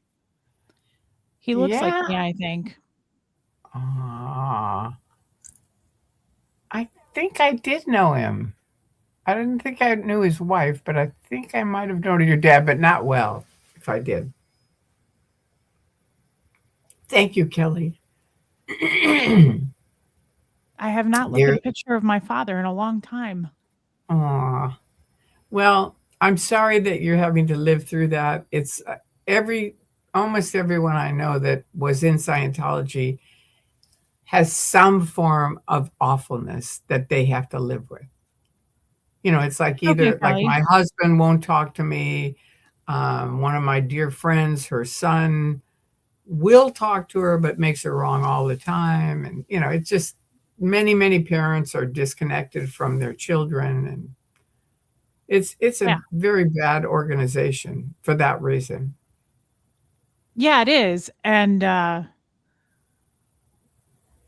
I don't know, Tori. I just still struggle a little bit, and I'm sure you did too. I'm sure you knew a ton of people. I did. I make videos to him. RelatableReese, come on out. Oh, I You know know, who that is. yeah. I know his whole family. I know Vonnie, who's an actor. It's like I Can I ask I, you? I helped train John Travolta. I'm really bummed that he stays in. He seems like a really. I met him once. He seems like a very nice man. He's a super nice guy. He seems amazing, actually. Yeah. Um, do you ever, because you do, and you did know so many people, do you think those people are in because they want to be, or do you think some of them are trapped and miserable in there? Well, first of all, I don't think they're miserable because they're brainwashed. And if you think back to when you were in, at least for me, most of the time, that's why I try to tell the kids, because the kids in TikTok are like, how could you be in something like that for 30 years? And I'm like, you have to get, for me, 20 of the 30 years were good. I got in 1969, and until Miscavige took over. Not that Hubbard was great, but he wasn't as bad as Miscavige. I've He heard just that wasn't. so much. Yeah, that Yeah. that Miscavige is like really, really awful, evil, horrible. Yeah. Bob Minton was like the multimillionaire who helped pay for my ticket to go from LA to Clearwater. And we sat up all night long. And he was like, Tori, I don't get it. It was he and Stacy and I. And he said, I don't get it. I mean, how could you stay in something for 30 years like this? And I said, do you think I was in something like you see with these morons? And he said, yeah. And I said, no, my life with Scientology was like 100% different than what you see here now. Yeah. I mean, we were partying pretty much back then. Everybody was screwing everybody. It was an all night, all day. We were on course and we were getting auditing, but we were having a lot of fun. What? Tori, this can't be true. Wait a minute. Hold on. Wait. Tori, you can't just say that. You can't just drop that kind of a banger. Literally, no pun intended. Hold on. What years were this? What was what? 69, 70, 71. I mean, ethics hadn't really come in for a while. I joined the Sea Org in 71 or 2, and then was routed out a couple months later. And after that, I got on the minister's course. I have to tell you in private because it's too much to say online. And I know OSA would never, they'll just have it all over the internet. So I'll tell you in private. I just saw the funniest comment. They were having sea orgies. Wait, Tori, are you being serious? Are you quite sure? No. I'm not talking about Sea Org. These No, I guys have to know. get. I know, but I want the public to understand there were like 30% that were Sea Org, 70% were public. So I'm basically talking about the public, not the Sea Org. I I get can't that. speak for them. I get that, but you guys were having fun? Yeah, really Wow. good fun. And I have friends that to this day we go, yeah, it's too bad that nobody, because everyone only sees it as it is now, which is awful. It's a nightmare. Do you think But people were boning LRH? oh yeah, No. He cheated?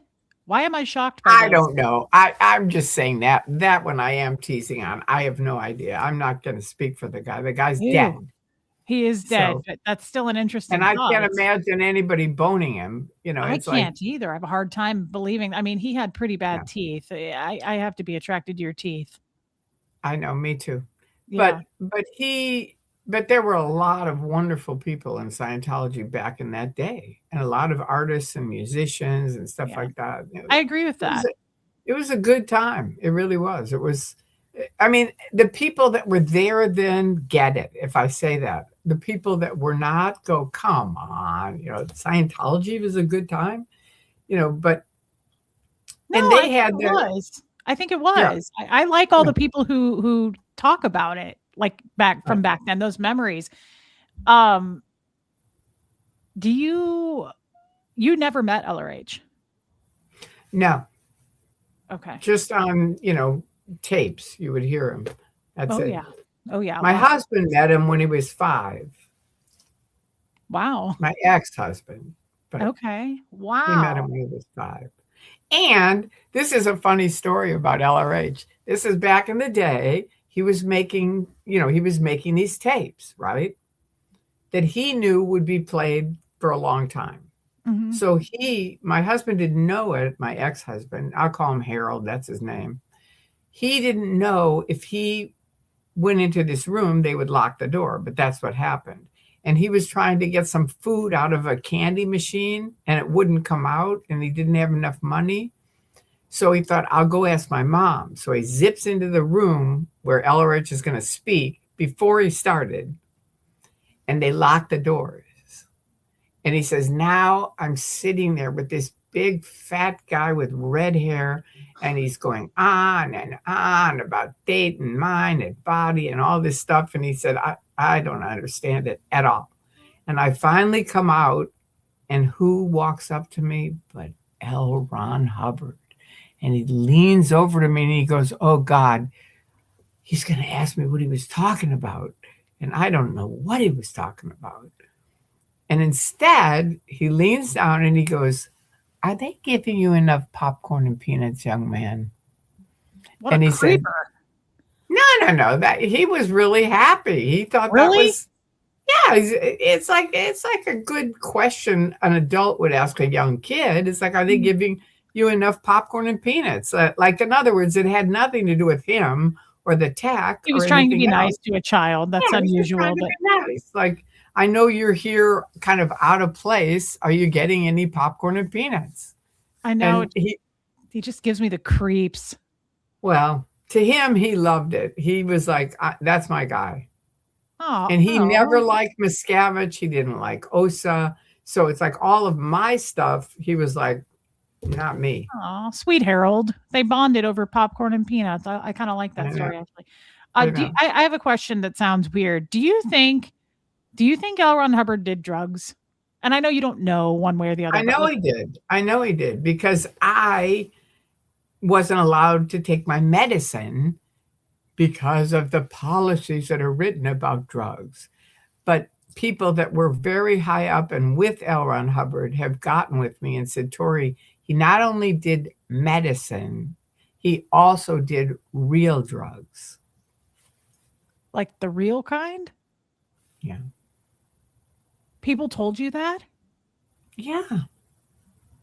It I wasn't a can't big get leap past for it. me. Huh? It wasn't? Doesn't that make you mad after all the drug stuff you had to do? I had to do a drug rundown over 6 Oh, yeah. cough drops. I had to go in session every day over cough drops. I was mad about this when I found out. I was like, I had to do so many like drug sessions, and I was like Over 7 cough. years old. I've done 5 Purifs, Tori. That makes me Wow. angry. Like Yeah. I'm rotting inside from all the niacin. I don't know how I'm still here. Let me check my pulse. Well, we're still kicking. You don't feel upset about that?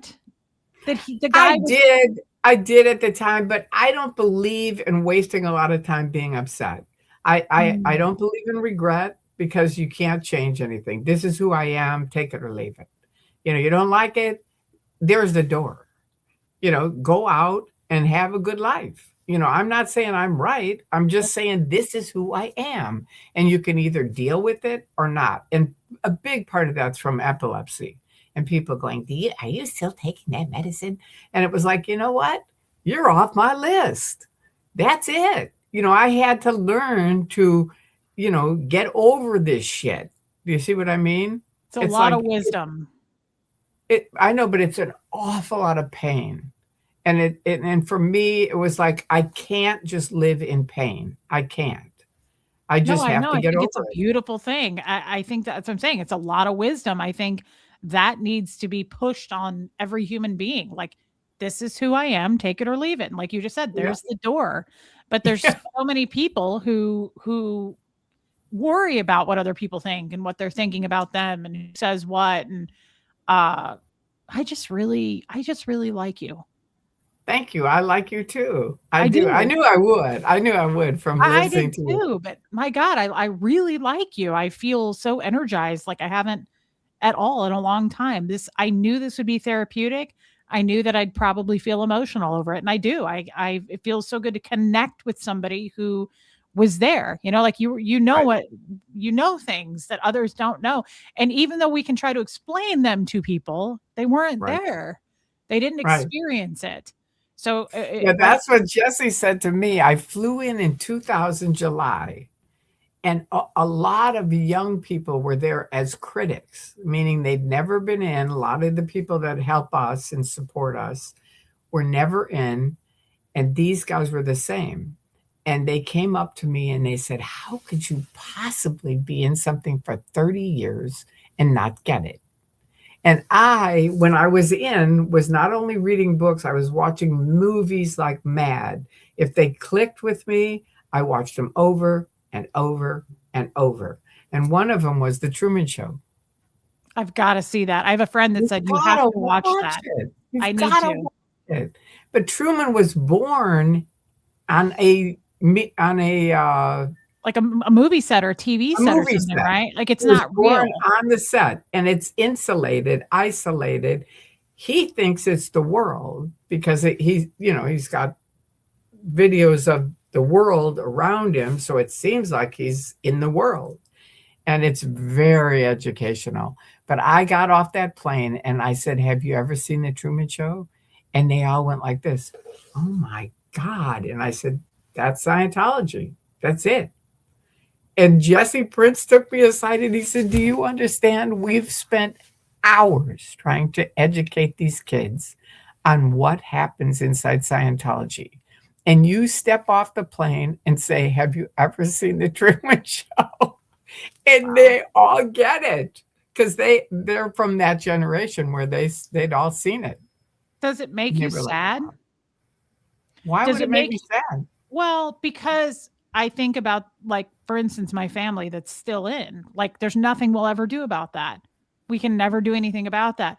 Does it make you sad that there's still people that you knew or loved that are just glued to that, screen of, like, they think this is the world and it isn't? Makes me sad. I, okay. It doesn't me, but I know I was in it and it was my choice, and there is nothing we can do. Yeah. That's why I protest this Friday. I'm going to protest again. I protest all the time. Yeah, so you do And something about it. this last month, 4 young men came up to me. Each one, when they walk by, I can see him and I know this is this is someone they're going to try to get in the Sea Org. You know what I mean? You could just tell by how they look and walk and stuff like that. Oh, yeah. And they look up at the Scientology sign. I say, "Don't get into that. I was in it for 30 years. I speak from experience." And they come over and talk to me. They go, "Really?" And we have a conversation. All 4 of them came back to me and said, "Tori, we cannot thank you enough. We were on our way to join the Sea Org until we talked to you." Wow. Okay, so So you have no that's why, reason. You don't have a reason huh? to be sad. You're actually doing the work. I'm not doing anything. I just think of them as like Start. yeah. No, I'll show you. Wait. I can't find it. Just a second. They're like animals in a zoo. I want to No, free you're them. not. You have to change your mind. No, I say they're like animals in a zoo. Oh, Like they you are. should let them out. Okay. When we used to protest, we were giving out flyers. And I would look around and they were all on the ground. And I said to my friends, nobody likes to carry around flyers. They're too big. They're too bulky. You got to fold them up. Even if you have them in your purse, it's like, it just doesn't happen. So I made these business cards. See? Oh, wow. It's got a picture of Xenu, and then it's got ask them about Xenu, find out about Scientology at these critical sites. And it's got Xenu.net, my Mark Bunker, Tory, or youtube.com/Mark Bunker. Then it's got youtube.com, ToryMagoo44. And I also have Tony Ortega because I think he really gets a lot of good information out there. And then Spanky, who helped me make this, said, I think Andreas was the first person who said, put Scientology's website on the bottom. And we do. We have Scientology.org in case they want to see their site. See the other. Yeah, that's genius. I would do that too. So I stand out there and I say, you don't have to believe me. I'm just saying, look at both sides. And I've said that for 25 years. Go on the internet. And I said it the other night. We went to a Burbank Audit LA, who's a wonderful person, said to me, they're having these meetings in Burbank. They're trying to get into Burbank. And will you come? And I said, yeah. So I walk in. Now, this is how uneducated I am. I say to her, she's a big activist for years and other things. And I say, well, we can't say Scientology in here. And she goes, oh, yes, we can. We have every right to say it. And we're going to. So I say, okay, you start. So she gets up and gives a little pitch about Scientology. She's never been in it, but she says, they're coming to Burbank. They're trying to weasel in, and Tori's going to tell you about it. And then I get up and I tell my thing. And everybody was so receptive and thankful. And one guy comes up to me and he goes, I can't believe it. I'm looking on my phone and you are in the video on my phone right now. Wow. Because I had just been interviewed by a big guy on TikTok. And me and Will and Jessica and a bunch of people were interviewed by him. But anyway, he saw me and said, I can't believe I just pulled up Scientology and there you are. And I said, yep, I've been speaking out for a while. I have. That is cool, Tori. But see, I started this years ago because I know they're after young people. That's how I started my TikTok site. Because I kept saying to the kids, you've got to make a video letting people know they're after the kids. And nobody would. So finally, a lady said to me, why don't you just make the video? So I made the video, and the next day it was viral. She called me up and said, there's over 1 million views on the thing. There's now 14 million views on it. Oh, my God. That's amazing. But what I do, and I've done this for years, I go up to a young person, and I go, hi, my name's Tori, just so you know. And I just want you to know your life is in danger. And they go, really? And I go, yeah, you're 15 minutes away from Scientology. And they go, I've seen all those things by Leah Remini or, wherever. They've seen stuff, but they don't know if they can believe it. And I go, well, here's my card. I want you to start studying this because it will teach you about mind control. And that is all around you, whether you know it or not. You need to get educated on it and find out for yourself. Again, you don't have to believe me, but you do have to look at both sides and learn. And you will never, I can promise you this, you will never, ever join them if you learn both sides, ever. Wow. And that's it. And I go, put it in your wallet, because if your boss is a Scientologist, you will be fired for having this card with you. And they go, really? And they put it in their wallet. But I've had tons of people write me and say, thank you for giving me that card. Tori, that's incredible. But you could do that. Well, you can do that. What should I do? What would you recommend? I mean, I would recommend CC. I have Celebrity Center Nashville here. Perfect. So make up a card saying Scientology. You can put Xenu on it or not if you want. put whatever you want on it, but some information. So these are sites you need to go to and start learning about it. And you just have to start. I mean, these are people I don't know. I go into Trader Joe's and go, your life is in danger. I say it all the time to people. And I they think go, you should, really? I think you should say it like in the movie Ghost. Did you see that movie with Yeah, Patrick Swayze? of Remember course. when Whoopi Goldberg goes up to Demi Moore and she goes, Molly, you're in danger, girl. I think Right. that's how you should do it. You should go to Trader Joe's and go, you're in danger, girl. I It's more do. intense. It's more intense. Just give it a try. Just some advice. I like that. I'm gonna try it. Do it. So Tori, hold on. Do I just go stand in front of? I'm scared to go down to that org. I know CC is weird because they have more security around CC They because of do. the celebrities. So Right. I understand it, but you could stand across the street from CC and talk to the public and just say, do you understand that building is Scientology? Do you know that? Most people will say, no, I didn't. Or, oh, yeah, we do. And say, well, I was in it for 24 or 34 years. And most of them will go, really? What happened? And then that starts the conversation. Just by But yourself. Just do it no, by I would yourself. go with someone. I would bring someone. I don't believe in protesting by yourself. Because they've come around the corner and slammed me in the chest. They pushed me down the stairs in Ireland. And if John McGee had not caught me in Ireland, I would have been dead or paralyzed for the rest of my life. So, They physically assaulted you? but I went in there. Do you see what I mean? They were standing outside in Ireland like this. They had a big conference and they invited a bunch of SPs to Ireland and flew us over there. So the guy was standing outside like that. They had the big sandwich board. Everyone's welcome. And so I walk up and I go, hey, man, what's happening? And he goes, nothing. And I said, nothing? And he goes, well, it's not for everyone. And I said, it isn't? And he runs inside. And Anonymous was there. And they go, she shut him down in under a minute. They always time me how fast, because they used to be out and about. And they would always time how quickly everybody was vanished just from me putting my foot on L. Ron Hubbard Way. But this was in Ireland. And so I thought, no, wait a minute, I got to talk to this guy. So I go in and there's stairs that are almost straight up. They're really, really steep. And so I go up about half the way and they're standing over looking at me. And I go, what are you guys doing? It's not for everyone. When did that start?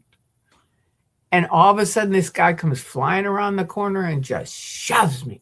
And I'm flying literally through the air. And thank God John McGee caught me because I would have been dead. And, you think, what are they thinking? What if I was dead? Yeah, that's definitely a question that crossed my mind as well.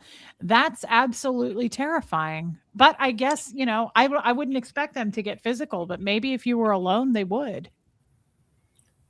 Yeah, that's why I say don't go alone. Bring somebody. Even it doesn't even matter if they've ever been in Scientology. Even if they've never been in, just say, just come with me. I want to just see what happens. We're just going to do a little experiment and just see. Maybe nobody in Kansas City will give a shit, but I have a feeling they will. I do. And you can always say, have you ever heard the name Paul Christman? Because my father, they named the bells at the University of Missouri after my dad. Wow. Yeah. Oh, that's really cool. They're really cool. It was a long time ago, so I don't know that they would, but they might. And you can say he was in the Football Hall of Fame because he is. He's in the American Football Hall of Fame. That is played neat. For the Chicago Cardinals at the time, and he played for the Green Bay Packers. Wow. And he passed away when you were young? 51. He was 51. I was 22. Both very young. That's very young. But again, that's why my name on my YouTube site is ToryMagoo 44. Because my nickname for him, because if you look at my eyes, I have like these little They're pretty tiny eyes. Well, they look kind of big here, but they're actually pretty tiny. No, you look And pretty tiny in general. You look like you live under a leaf in the forest. oh, thank you. Like a fairy tale creature, a little woodland creature living under a forest leaf. And you ride on a fox. And you don't? No, I'm not tiny though. You're not big. Anyway, I called him Mr. Magoo. And then when I woke up, the only person that I could plug into was my dad. Nobody would talk to me. So I plugged into my dad and he said, look, get out of LA now. And so I thought, I'm keeping this guy with me, whatever I do. So all of my email things have something like my email is ToryChrisman44 because his football number was 44. Or my email is, and that started when Anonymous showed up. Mark Bunker came over to my house and he said, this is from Anonymous. And he put this webcam on my desktop. And I said, what is that for? And he said, you're going to start making videos. And I said, and what am I going to do with the videos? And he said, you're going to start a YouTube site. And I said, what am I going to do with the YouTube site? And he said, well, we're going to make the first video right now. Tory and Magoo, or Bunker and Magoo, he said ToryMagoo 44 because he asked me, what's the name? And I just said, okay, ToryMagoo 44. And he said, okay, that's the name. We're going to make a video. And Anonymous shot it up from 0 to 10,000 subscribers in 24 hours. Wow.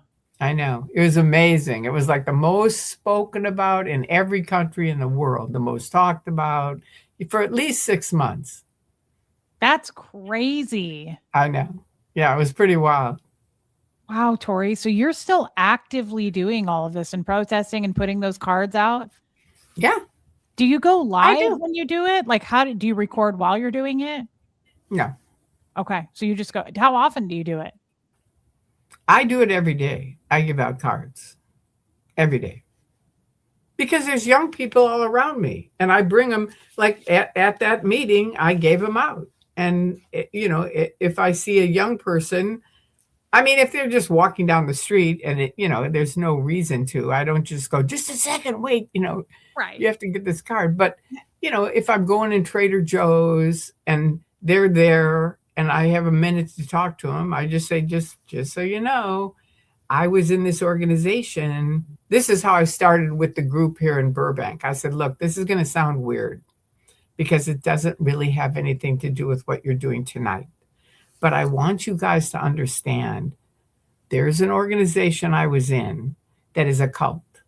And now they all turn around. These are young kids. They all turn around and look at me like, wow, what was that? Yeah, I bet. And I said, and that cult is after Burbank right now. And I said, so I'm here to warn you. I was in it for 30 years. I escaped out. So I want you to understand they're very abusive. They do very bad things and they are after young people. So please do your research, learn about them. And the organization is Scientology. Wow. Okay. That's pretty amazing. I have a question for you. Have you ever given one of those cards to a Scientologist and not known it? Have they said anything to you? No. Okay. They've never said anything to me. I wondered if you'd handed one like at Trader Joe's, what would a Scientologist be doing at Trader Joe's? They're not allowed there. But if you had, like, I wondered if someone would say, yeah, lady, I am a Scientologist and this is all a bunch of false data or so, like that. I just wondered if they would do something like that. Well, I would say again, how do you know it's false data when you've never even looked at it? I was just like you. I was a mirror image of you for 30 years saying it's bad news, it's lies, it's based on the internet. Oh, we've heard about you. You're this. I mean, I've walked down Hollywood Way and gone, and I see some guy I've never even seen before go, we have Tory Chrisman here. And I lean in the phone and I go, Gavino, go fuck yourself. You don't have Tory Chrisman here. I'm on a public sidewalk. Okay, yeah. So get it straight. And I look at the kid and I go, and you know what? Get a different job. Because this is a bad job and it's not going to go anywhere. They will make it sound like you're doing great things, but look around you It's the and Truman see. Show. It's the Hmm? Truman Show. It's the Truman Show. Right, right. Interesting. You make such a good point. I wish I could talk to Scientologists, but we can't, right? We can't No, get to they them. But won't. well, I wish we They could. make them walk behind me across the street because I sit in chairs now with Drew. He and I go and we just sit and talk to the neighbors that go by. That's how the 4 guys that I got to that didn't join the Sea Org. But they have to walk across the street and behind me. They can't just walk down the street. And that's educational for people that have never been in. They're like, wow, that's It unbelievable. is unbelievable. And if you think about just things I still think about, Tori, because I still think a lot about Scientology. It's just an automatic for me. I still go back to my roots, I guess. But I think, we were never, every time I had a question about anything, if I were in session or if I was just at the org, they'd take me to the qual library and go, well, what does LRH say about that? Never once did anyone say, well, what are your thoughts on that? What do you think Right. about it? What do you think? What kind of research? Let's take to Google and research, or, let's go see what does LRH say? No. You're never allowed, and no one realizes that, but you're never allowed to think for yourself. Right. Not once do I recall someone going, well, what are your thoughts, Reese? What do you think? No, it's what does LRH think about that? But that's why I'm saying it's such a miracle that you were you born in it? Mm-hmm. You were born in it. And really molded. I mean, I was molded, but you were really molded. And the fact that you stripped off that molding and went, you know what? I am going to walk down the street by myself, not with you, not with LRH, not with anybody. I'm going to walk down the street by myself. And maybe somebody will come with me. And now I look at your site. You have like 1,000 people that are on there watching you. Oh, Lord, no, girl, you're thinking of a different Reese, probably Witherspoon. No, But it isn't. You have a lot of people. You do. I may be wrong on the numbers, but you have a lot of followers. You do. well, thank you. I mean, I love my community. They're amazing, and they're your community too because they're over here. I But know. I know. just to be totally clear with you, Tori, I was born in and molded in it, but you also know the story. I didn't voluntarily leave. I was outed accidentally. Like, that, right? I reached out to the Aftermath Foundation and talked to Aaron undercover for a while, and then he accidentally flashed my name. It was a total mistake. But I say to this day, I don't know that I would have left. I didn't intend to leave. I know, but I don't believe that. I don't. I know what you're saying. I do. And I didn't intend to leave either. But it's like we each did things that's why I say I don't believe in regret, because whatever we did, it brought us to this place. This Yeah. is where we are right now. Yeah. And it's like Reese did stuff that got her to the point where they went, you know what? Get out of here. We don't need you. True. And that's you. That was what Reese did. Whether you were conscious of it, like remember my back of my head where I went, I got to get out of here. Yeah. I got to call somebody on the fence. Yeah. Because if I called them, I'm going to be dead. And then the doctor was saying 5 more minutes and you would have been dead. Well, you're the same in a different way. But you did stuff that they finally went, you know what? Get out of here. Get out of here. We don't want you. And it's That's like, a good point. And my dad disconnected from me way before I was ever left. So, exactly. I mean, I was a DB from early on. My dad always called me a degraded being, always. Me too. Me too. I was called a degraded being for years. And I hated that term. I still do. I think it's disgusting. And I'm absolving you of being a degraded being. Thank you, Tori. It is a disgusting thing to say. And it was hard to hear that come out of his mouth because it was a really like below human feeling. Oh, like especially from your dad. Oh, yeah. It was just, I never liked it either. I really hated that. And like a down stat. He always called me a down stat. All those things are like, ugh. Yeah. They're like icky terms that are just like icky. They and it's are. just sort of like, you know what? It's not you at all. You're a beautiful person physically and spiritually. And I really, it's an honor for me to get to know you. It is. And fuck all these guys that don't like you, the hate mongers. It's, remember, all the people around the internet that were hating everybody was one guy in one room with 10 accounts. That's the fact. And so it's like, whenever I see that everybody does anything, I say hi to Bill. Yeah. I needed this story. I needed Good. this. You're Good. you're everything and more that they said you were. You're Really? most of almost everybody in my group knows who you are. I just don't watch anyone. I don't watch YouTube ever. And I just I don't have a connection to any ex-Scientologists anymore, and I don't.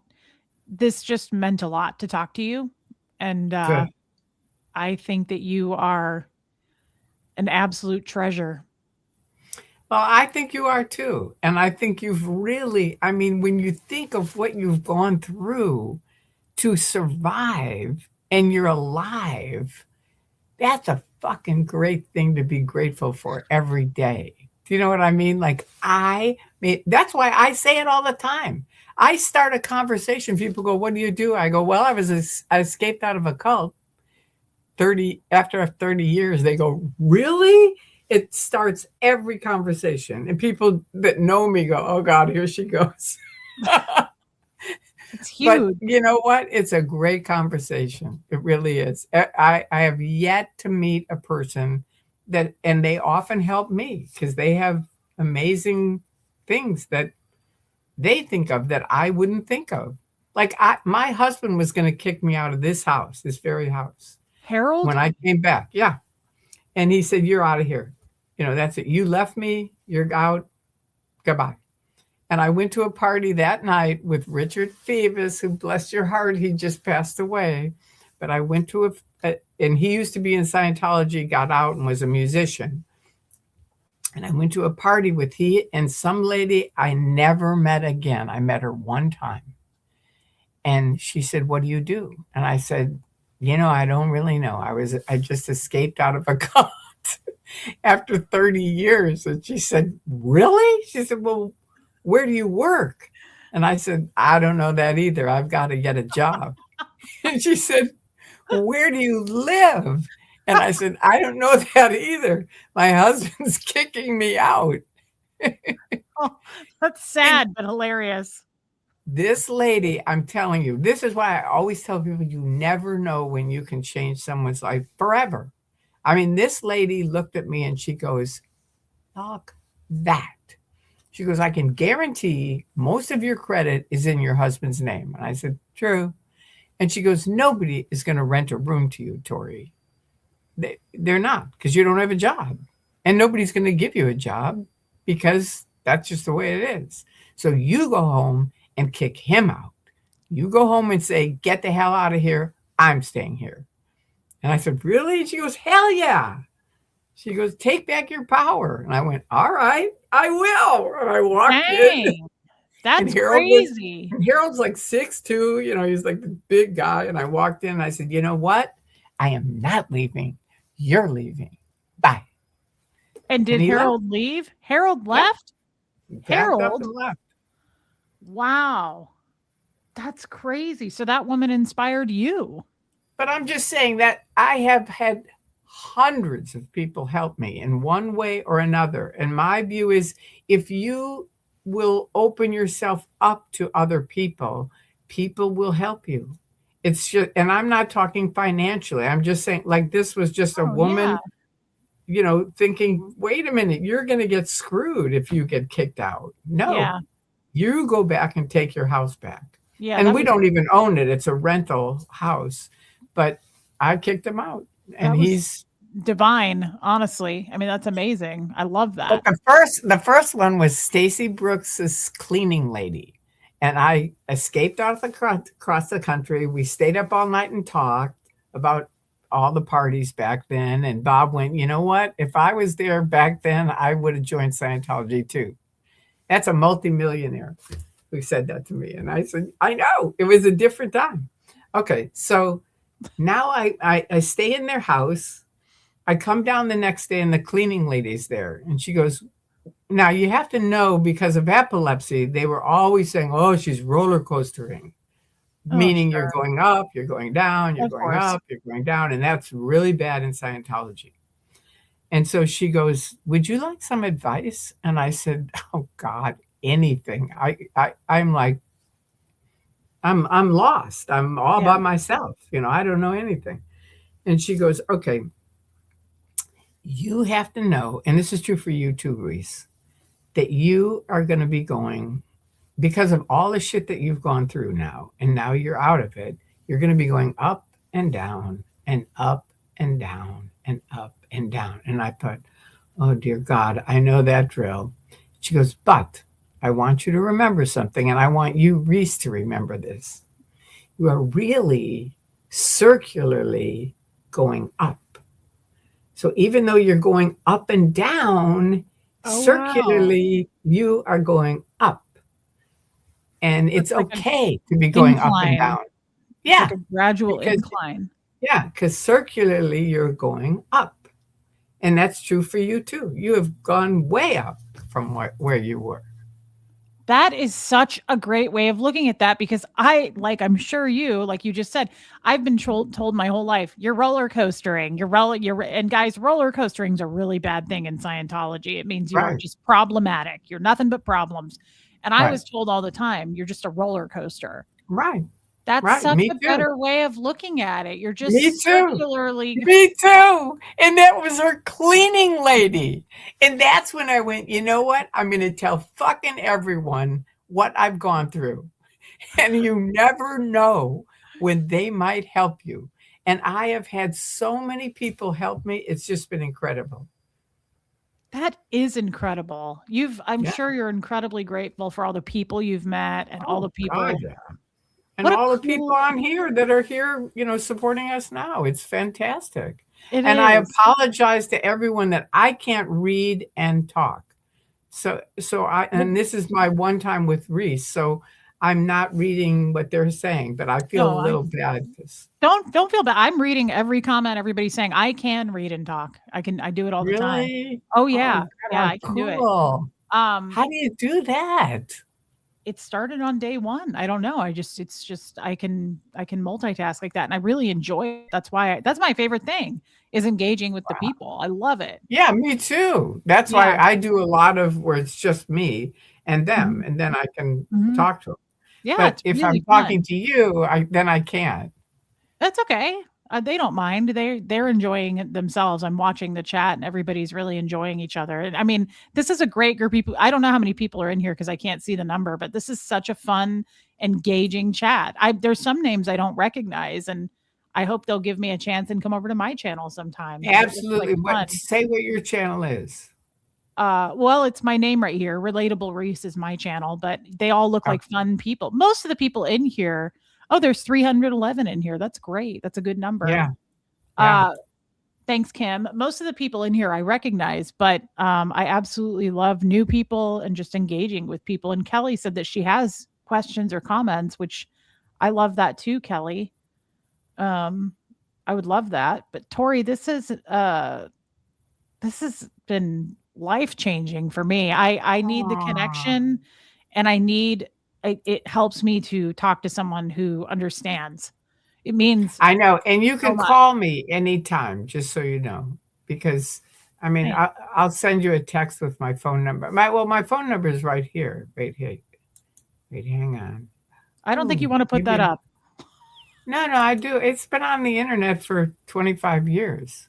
Oh, well, we can all call. Here it is. It says Zelle, but that's my cell phone number. Holy shit, Tori. Okay, I'll just take a picture of that, but that's doesn't seem safe, but that's fine. Let's do it. I don't care. You have to know how much shit I've gone through. It's like Yeah. I've gone through a lot of shit. Okay. Well, Tori, I did got your it. ex-husband ever write a report on you? No, he didn't. We had a wonderful marriage for as long as we were married. It Well, that's just, I not see, bad. I thought he'd leave with me. He was never a big true believer. I was. So I thought he doesn't give a shit. I'll leave. Come, I have to make sure they're not OSA because I thought the three people that were helping me, maybe they're OSA. They were all working at, two of the three were working at Author Services. I have a question. Jesse Prince helped run the church. So, maybe they're still in. So I figured I'll go there, make sure they're not, and then come back and get Harold. By the time I got back, he was gone. Poor Harold. I have a I know. question for you. How many OSA members do you think there are? Do you think there's a lot of people in the Sea No, Org assigned to OSA? You don't? no. There never were. I mean, there may have been years ago with the Guardian's office and stuff, but even when we did it, that's why I call it the top secret mafia, because it's like 10 people. Now maybe they Wow. had more in background, but I don't think so. I wondered if it was a lot of people. Someone, Just Jones, says the difference is, I think, that you had parents that made your childhood wonderful, and you make the decision to try COS. Reese, on the other hand, had a horrible father who threw her out, and mom was gone. Yeah, definitely. It's a huge difference. That's why I'm saying you have to love yourself a lot. You have to really go, Reese, like I'd never finished my conversation on the memory, but I would say, I can't remember, I have really bad memory, blah, blah, blah. And I would say that all the time. Like you said, I don't have any friends. But just stop saying it, because you do have friends, number one. You can always call me, number two. And, oh, there's my thing still up. Wait, I got to get that off. All I right, think Kelly's stop. putting up the starred comments maybe now. Can I ask you one last question before we start answering questions? Yeah. Because I feel like I already know the answer. You seem like you've probably always been very an advocate for yourself. It seems like that to me anyway. How you just said a minute ago, and I really liked this advice, and I'm trying as hard as I can to work on that. You said you really have to love yourself. Yeah. Have you always really loved yourself? And if you haven't, when did you really understand that you had to do that? And do you do it daily? Do you say something to yourself? Like, do you have any kind of like, was there a turning point for you where you felt that way? I was born, and my mom's big thing was, once I could think, once I was probably 2 or 3, maybe 4 or 5, I don't know. But she said, here's the deal. This isn't it, Tori. And I said, what isn't it? And she said, we have a beautiful home. We have lovely cars. Your dad's a celebrity. We have a good life here. But this isn't it. And I said, really? Well, what is it? And she said, every day you wake up and you have a choice. You can either have a good day or a bad day. And that's on you. That's not on me. That's not on your dad, your brothers, the town. That's on you, Tori. So every day you have to wake up and decide, which day do I want to have? So that helped me a ton, because I do wake up every day and say, I'm going to have a good day. Yeah. And then, now Spanky always says, oh, you were born with the happy gene. But I don't think I was born with the happy gene. I think my mom put it in me, just saying, look, you can be happy or you can have a shitty day.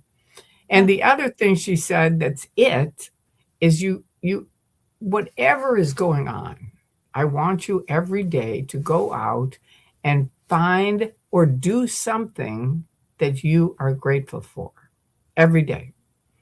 Now, if you don't have a friend that you can be grateful for, go out and look at nature. There's something beautiful in nature every day, even if it's raining. You know what I mean? There's beauty all around us. So it's taking the time to be grateful. And so I kind of was raised with that.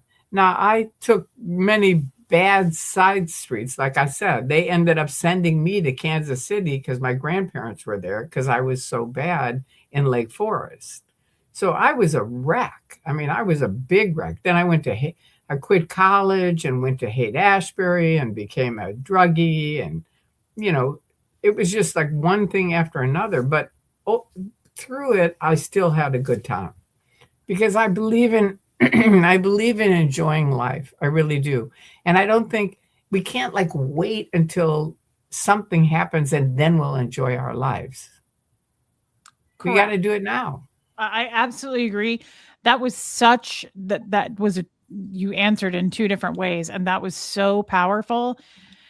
It sounds like you just had really incredible parents, and so it I started did. at a young age for you. Yeah, so, Yeah. I mean, I love how your mom set you up for success right then and there. I mean, just saying, Yeah. like, you've got the 2 options. I wondered about that. I kinda had a feeling you were gonna answer in a way where you were gonna show the strength of your parents that set you up for that kind of success. That's incredible. It's why I say not everybody should be a parent. I mean, honestly, you have to boost people starting at childhood. I Right. mean, you can't, that's how you teach She someone had to. so much wisdom. I mean, she was so great. I mean, starting with the Lucille Ball thing and laughing at Yeah. it yourself. And, she built a room on our house. And she said, we're going to have dance parties here and homework. It was for homework every night, 8 o'clock homework. And then on the weekend, she would have dance parties. And she said, I want you to invite everybody. Everybody's invited, nobody's excluded. And if they don't know how to dance, I'm going to teach you A, how to dance, and B, how to teach other kids how to dance. So if somebody's sitting on the wall and they go, I don't know how to dance, you go, that's okay. I'll teach you how to dance. Wow. So just growing up with that inclusion, I got to OT7 up this triangle and turned myself into ethics. And I said, what the hell is going on here? I left Lake Forest at 22 to join Scientology to get away from that exclusion. Now I'm at the top of the bridge to total freedom, and these people are more exclusive than Lake Forest. Yeah. They're awful. They're Awful. like, no, you can't sit at this table. Sorry. It's like, Wow. what? Was it just you and your parents, or did you have siblings? I have 2 older brothers, You do? Okay. I wondered if and you were I'm an only child. 78. They're older. One's 1 year older and is a DJ. He left in the 70s. He left America and said, "I'm done." And he's been traveling around the world since then. I'm 78, he's 79. And he's Wow. at 50, he decided to have a child with a lady. They didn't get married. He had his son, and that's a huge age gap. Then That's at amazing. 60, he was living in Ibiza off of Spain and going to these concerts every night that were all nude, all night concerts. So both of us are kind of like wild things, even though I don't look like them, but we are. And so they're doing that. He's going to the concerts. He and his other friend, who's 10 years older than him, said, I love the music, but they don't have any show. And they both said, you know what, let's create a show. And so they started creating these shows for trance music concerts. And I swear to God, he's been flown all around the world making money doing these trance concerts. That's amazing. And he lives now in Thailand because he was on his way to Vietnam to do a concert and COVID hit, and no one would allow him in their country because he's Wow. American. So he said, okay, I'll live on this island. So he's living on this island. The mother of their child is Israeli. So they have all these Israeli friends, and they all moved to the island. So now he's doing his concerts every night. That's crazy. Is he like a famous DJ? Well, he's pretty famous. I mean, I don't know if he's like famous, but a lot of people, his nickname is Chicago Dave, and his name is David Chrisman on Facebook. If you want to go look at his Facebook site, because he's got all the shit that he's doing, and you can see his concerts and stuff like that. That's But crazy. a lot of people know him around the world. A lot of people. That is cool. He sounds like And a then my really cool guy. oldest brother is 83, and he's a writer and a runner and lives in New Mexico.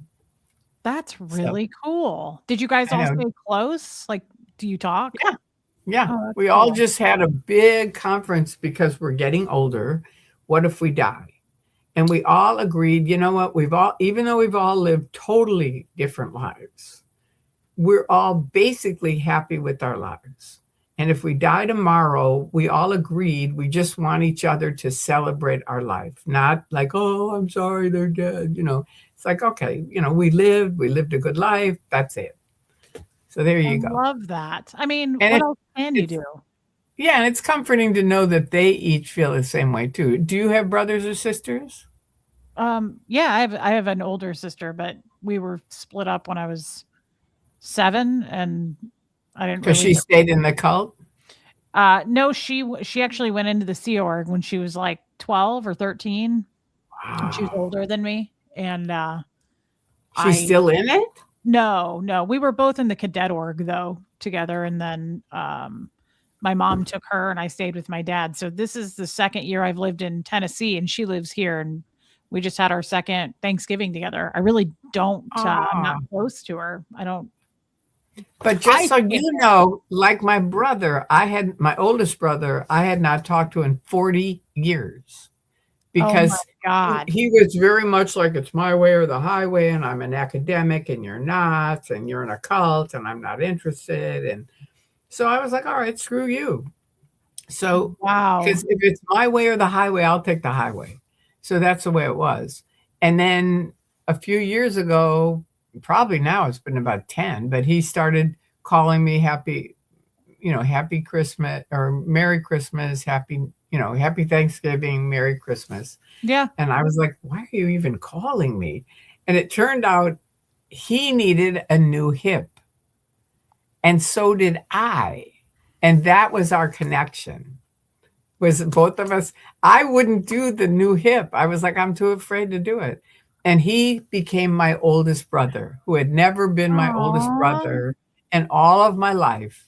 And he finally went, okay, I'm your older brother. You need to get that. It's not going to get better. It's going to get worse, Tori.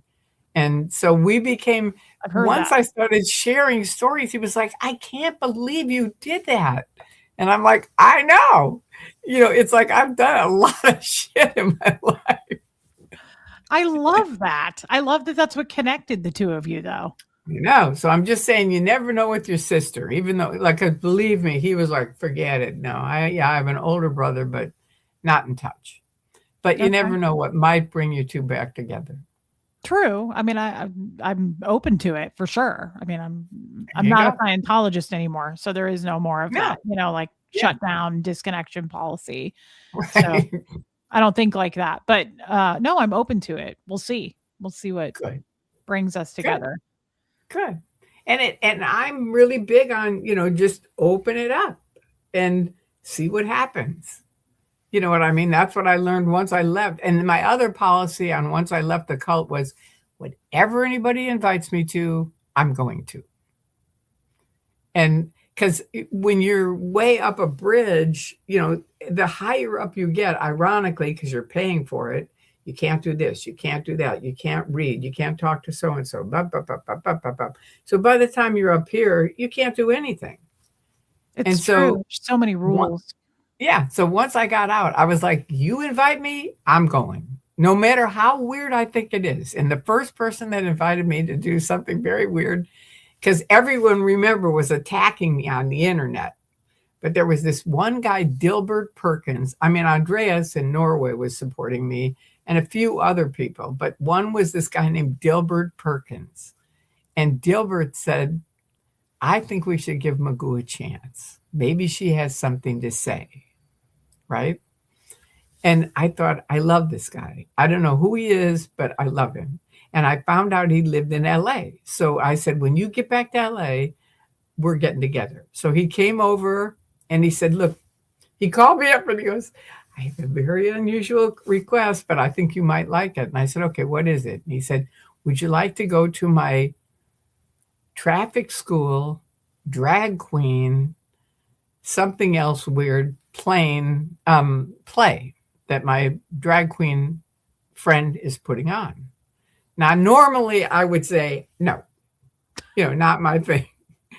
But because of my new policy, I said, okay, yeah, I'm on. I So bet it we was go, amazing. huh?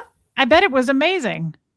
Well, listen to what happened. Tony Ortega had just done that article on me, the New Times LA, Sympathy for the Devil, which was about Andreas and I, because I thought Andreas was the devil. And then I meet him and he's like the greatest guy on earth, right? Okay. So Tony interviews me and does that. And I'm on the cover of the New Times LA. So now Dilbert and I, whose name was Greg, we drive up to the Playhouse, walk to the front door, and there's the director sitting outside. And he goes, oh my God, you're in the New Times LA. You're the girl that's on the cover. And I said, yeah, I was in a cult for 30 years. And, I'd go into my little thing. So we go inside to see the drag queen, and he's totally upset. Nobody came. And he goes, Oh, I'm really bummed. Nobody showed up. And I said, you know what? Don't be bummed. We're going to go out and eat. And you can do a play a different time. Maybe this isn't the right time for you to do this play. But don't worry about it. Let's go out and get some lunch. So we go out and eat. And I had never been around a drag queen. And it was fascinating. It I was bet. amazing. I mean, he walked in and it's just sort of like they own the space. Do you know what I mean? It's like I own this much space. He owned this much space. You know what I mean? I And like that. I bet he was I know, really cool. I bet he I was a know. And great guy. everyone was like, wow, who is this guy? Or this girl? You know what I mean? Yeah. Because she was all dressed up. I love Anyway, that. yeah. But What a it's a cool good story. policy. It's a good policy to get you over the I can't do this or I wouldn't do that or Yes. that kind of. And I am like that. I'm very kind of regimented and I have a routine and yeah, I probably wouldn't, but you're right. I should open up to that. Open I up to should. it. I And my thing absolutely is should. like it doesn't matter because most of this stuff it's not the right time or it's not on your schedule or you wouldn't do it. But if you just go, you'll be shocked at how much better you're making new friends. You know Yeah. what I mean? They're in the area. It's a good thing. I love that. Do you still talk to Dilbert? Oh, yeah. Oh, I love that. Yeah. You keep saying Tony Ortega. Is he an ex-Scientologist? I've heard his name, but I don't know who he is. No, he's a journalist who started basically exposing Scientology years ago. And so they have attacked the shit out of him, but he's hung in there. And originally he was just doing like an article, like with me, an article with somebody else. Okay. And some years ago, he decided, you know what? I'm going to do this full time. And he does every single day. Tony Ortega's got stuff on there on TonyOrtega.org. And I really recommend it. And a lot of people hate him too. So that's why just realize when you're being hated, you're with a really good group of people. Oh, I like that. Do you see I what I like mean? that. It's Yeah. like I'm hated, you're hated, Tony's hated. It's like, okay, so what? What are you guys doing? That's what I always ask them. What have you done today that made any difference in anybody's life? Because certainly hating me is not helping anybody or hating you. That is not helping anybody. It's not helping people because you're not hurting people. Do you see what I mean? So Right. it isn't like, well, we're keeping people away from Reese. No, you're just being a jackass. I mean, it is true. It's like, okay, so what are you accomplishing? You're Right. creating fake accounts and telling Yeah. lies. I mean, yeah. And especially when you know my story and how it's probably Bill and a few other guys creating all this shit. And it is very, who cares? I mean, you're right. It's like in the grand scheme of things, Tori, you've been through this for 25 years. Who gives a shit? It's Right. probably recycled stuff. Nobody Right. cares. No, they really And don't. I And mean, like Reddit, which apparently has a whole bunch of shit about everybody, I don't read it. oh God, I I don't mean, go there. and I've that was heard bad Jess. things. Yeah. Jesse taught me that. He said, Tori, because I would call him up. I'd be so upset when the first 8 years before Anonymous showed up. And I'd say, Jesse, they are driving me nuts. And he'd say, Tori, listen to me carefully. Step away from the stove. And it's such a great, I had it on a little sticker for years on my computer. Step away from the stove. And if I'd get upset, I'd just leave. Because I remembered Yottie's thing. The only thing we can't handle is if somebody says nothing. Yes. Wow. That is really good. I like that. Yeah. Step away from the stove. Yeah, I know. And that's from Jesse Prince. I like that. Yeah. You know, you really inspired me tonight. I feel differently about it. Not that I put a lot of attention on it anyway, but it's never going to go away. It's probably only going to increase. And you must be, I always think we must be a threat, right? Like that's kind of a good thing to be hated, right? Because we must be Sure. doing something or they wouldn't be trying to stop us with all these lies. Exactly. Exactly. I like that, Tori. Good. Thank Well, you for I'm being glad. so inspiring. Well, you're welcome. Thank you for being you and being who you are. And I'm really proud of you. I really am. I mean, I know you don't have a mom to say that, but I mean it. I really am proud of you. What you've accomplished, you haven't even let yourself realize how much you've accomplished. But you need to work on that because that will fluff out your wings. You see what I mean? And they deserve to be fluffed out every day. So somehow realize that you are a lot more than you think you are. And these fucking haters, screw them. Thank you. I You're love welcome. that. I hope you don't mind. You really did put your phone number for everyone. I am going to text you. Don't worry. I don't overly text. It may be once or twice a month, but I do want to text you. I want you to That's have my fine. phone number. Yeah, I want to. And believe me, it's been on the internet since 2000. I put my phone number. I put it up there because I only thought there were 50 people on the internet. So I thought, all right, out of that, there will probably be a few people that are my friends that'll call me. So I put up my Magoo left the building. That was my announcement. And I said, look, I'm done. You know, if you hate me, don't bother. If you do, here's my phone number. Give me a call. And I have had a lot of wonderful people call me. I really have. So I never regretted it. I never did. No, And and Scientology called me all the time. They don't get me wrong. They called me every single day, every single morning, but they don't realize I sleep in the morning. So, you know, I'm a night owl. I'm up till 4 in the morning or 3 in the morning. So I sleep while they're calling me and, you know, trying to upset me. I'm sleeping. I don't care. wow. This was do you do a lot of shows? Like how often do you come on YouTube? I'm trying to do it Monday. I do interviews every Monday. And then Wednesday, I try to come on just kind of myself with the gang. And then Friday, usually Gilbert and I, Greg and I, or not Gilbert, Drew and I try to protest. Like this Friday, we're going to protest. Okay. So like Mondays and Wednesdays you do YouTube. Well, protest I film too. Oh, you so do I'm film it. I'm Okay, live. okay. Yeah. Nice. Yeah. Okay. But it's not every Friday. So anyway, I try to do, you know, 3 times a week. I tried doing it every night with the Midnight with Magoo. And like that was actually kind of cool because I got all these other continents would say, yeah. wow, we're having yeah. breakfast with Magoo every day. That's amazing. You know, it's the next day. Well, and if you're a night owl, that makes sense. It did, but then I ended up staying up way too late and then, Oh, sleeping in too much, so I had to cut it back. yeah. Well, I'm gonna start watching your channel. I feel very connected, and I I'm overwhelmed by your presence. Oh, don't be overwhelmed. Not in a Don't. bad way, in a good way. I found you very inspiring, and it was just Oh, what I good. needed.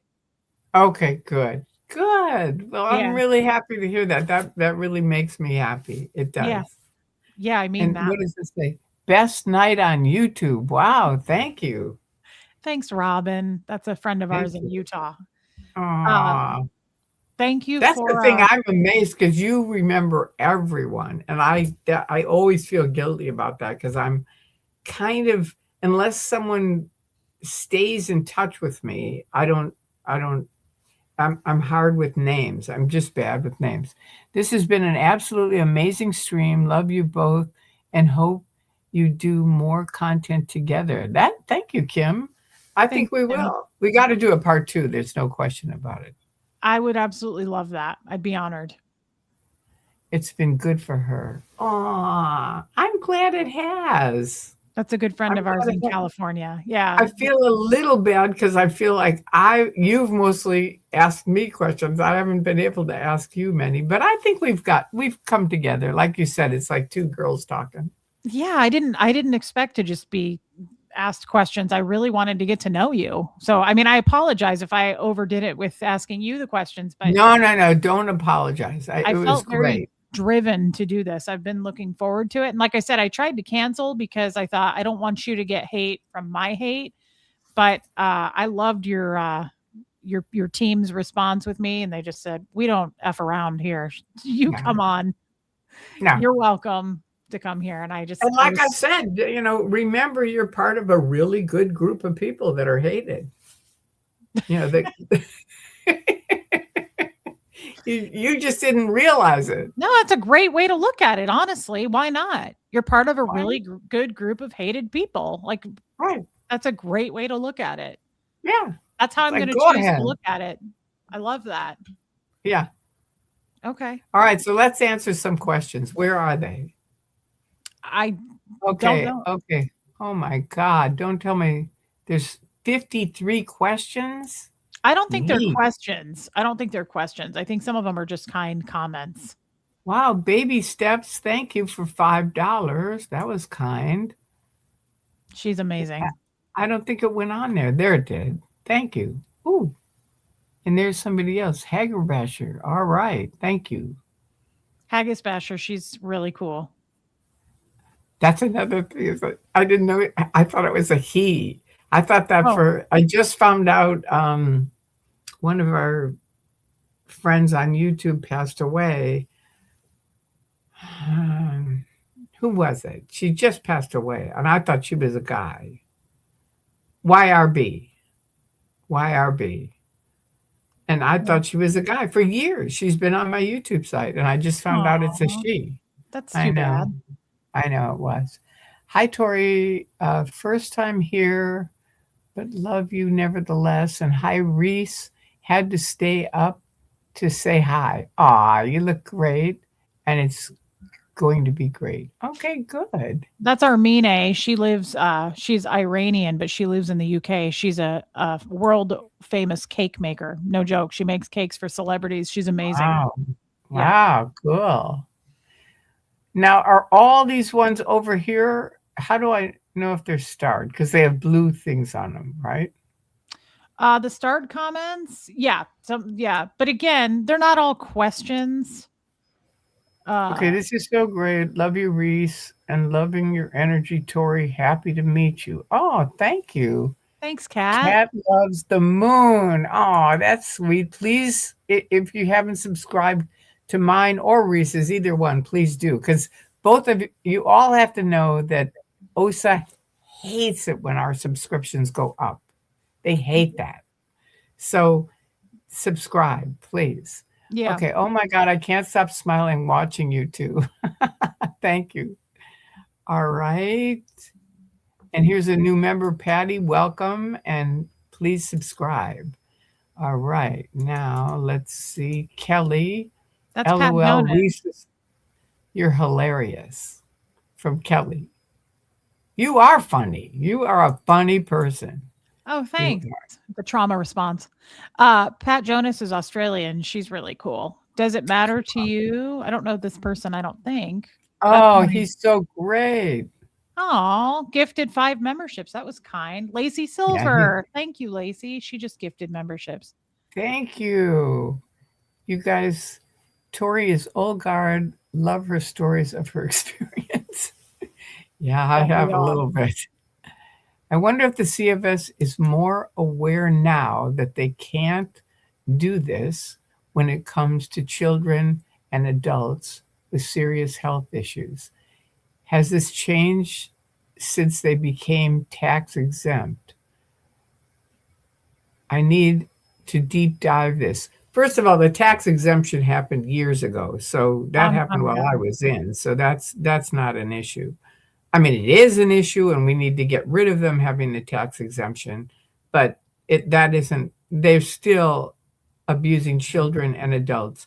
I can't tell you how many awful old people. When Drew and I sit there, they come walking out of AO, and they're like these skinny, frail people. It's frightening. I've had to ask critics to go over and help them up the stairs because the building at the end of L. Ron Hubbard Way is a hotel for public now. It used to be staff berthing, but now it's public. And they try to get up those 4 steps. And of course, the Sea Org won't help them. I mean, God forbid. No. They don't have time. They're downstairs. Oh, Just it's by really being sad. old, you're a downstep. It's horrible So sad. I know it's horrible. So anyway, I say to them, just go over there and help them, and they do. That's great. Um, Angie, Angie Mo the dog mom. She lives near me. She's really cool. She sounds cool. Everyone who's not subscribed to Relatable Reese, please do. We are a lot of fun. Yeah, please do. Okay, Oh, and thank you, Kelly. what happened? Kelly is showing my channel. Oh, okay, good. Girl, I used to make dresses out of red flags. Trust your intuition. All right. And lady 07777, I keep pulling up my chair closer to hear Tori's story. Love her already. Thank you. Please subscribe. She Please will. do. She's amazing. That's Lady O. She's great. She's hilarious, actually. Cool. And Robin W says Osa recently loves you too, Reese. Yes. Oh, secretly loves you. Okay. Yeah. There you go.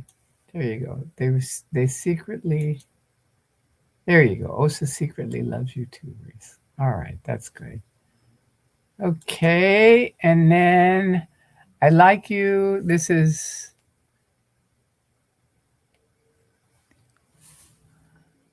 I Uh, like you, that's but you do keep us locked in the basement. uh, So we have to be nice so you'll feed us. Is this to you or me? it's to me. It's an inside joke. She's making that up. She's Australian and she's one of my mods. Helena, I said not to tell people about that on channel.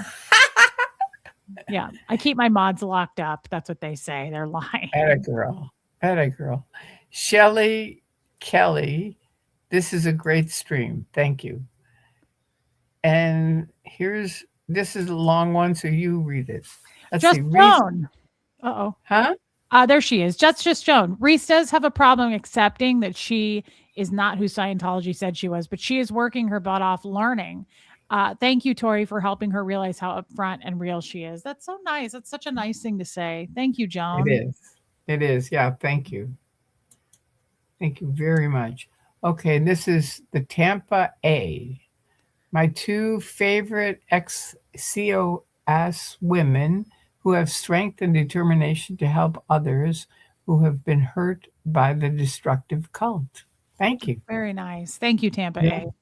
Yeah, thank you. Oh, wait. Um, the lifeboat. Good Lord, Tori. You are awesome. And you could be my mom's twin sister. You are both unbelievably heroic women. This is one of the coolest shows I've ever seen. Wow. It's I think true. I know I think I know the lifeboat from you, Yeah, right? that's Tommy. That's my boyfriend, but he is not joking. You look identical to his mother. Really? Crazy. And she's an amazing lady and she's saucy. She's a New Yorker. But yes. Yep. She's 80. She's older than you. She's 85, but you two Wow. same hair. I mean, you two look very much alike. Really good skin. Well, thank you. Thank you, Tommy, very much. All right, now this is I can't read the name. That's DK Canada 2169. Okay, Tori is so brave to have continued her protesting, especially after the years when they terrorized her. Yeah, thank you. I agree. I think I'm really proud of myself. I am. I'm I proud of anybody who protests and speaks out because your life is in danger, and you know what? Not really. They have dwindled so much because of people speaking out, and that's why I keep doing it, because they are dwindling like unbelievably. And if you're in and you want to leave, call me. I'll come pick you up. And I have Oh, picked up a few. that's I- literally life-saving. That's incredible. Yeah. I mean, it's like all you have to do. I have a thing. L. Ron Hubbard says the way out is the way through. And my quote is the way out is the nearest door. And all you have to do literally is walk over to the door, open the door, and walk out. There is nothing they can do for you. I don't care if they say you owe them $1 million billion. There is nothing they can do. Those were phony contracts, illegal, and you don't owe them a dime. So walk out the door, call me, I'll come get you. I really love that. Thank you. I mean it. All right, let's see. This is from Robin W. It feels like Reese is at home. Ah, It does. that's nice. She knows me well, and she's right. Ah, I like that. That's really nice. Yeah, I love You, I her. feel at home with you. All right, now this is from That's Tommy's She's. brother. Chase the heat. Oh, Chase the Heat. It's a good thing you're here. His mom is Tommy's mom. They're brothers, and he's saying, "I can't believe how much you look like my mom, Tori. This is a trip. It's great to see two hero women fighting a cult together. It's a beautiful thing." He's not wrong. You are. It's crazy. I was thinking the same thing. Wow. Well, thank you, and thank you for having a good son and being a good mom. Aw, Okay, the conversation was so long overdue. Wow. Okay. I like that. That I like that too. It's good. All right, my two favorite SPs. I never miss either of your videos. This is awesome. And this is from Rox Rockstar Star Graham. Graham. See, you know how to pronounce all these. They're my Good. friends. I know mine are friends too, but I have a little bit of a disability, so that's just the way it is. Take it or leave it. Remember what I said. Take it or Take it or leave it. leave it. It's so true. It's true. You I'm know, because gonna some hang on people to are that. like, you can't remember my name. One of my best friends, that was how we started our relationship. He called me and told me his whole story. He was in the Sea Org. It's a big story. He told me his whole story. And then about 80 million people called me every day when I first left because my phone number was up there and nobody else was answering the phone.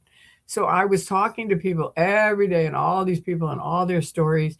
And then he called me after a month and said, "This is so and so." And I said, "And who are you?" And he was so pissed. "How could you not remember me?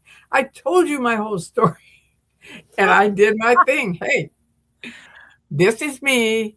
I have my own disability. Get it together. Either take it or leave it. If you True. can't handle it, Find another person that can. Totally. Yeah. That if we all applied that policy in the world, we'd be much happier people. Yeah, I think so too. I Quit do. forcing things. Don't force something. If you can't handle it, then walk away. Yeah. And to me, it's like survival. It's not because I don't like them. It's like, Right. It's just not for you.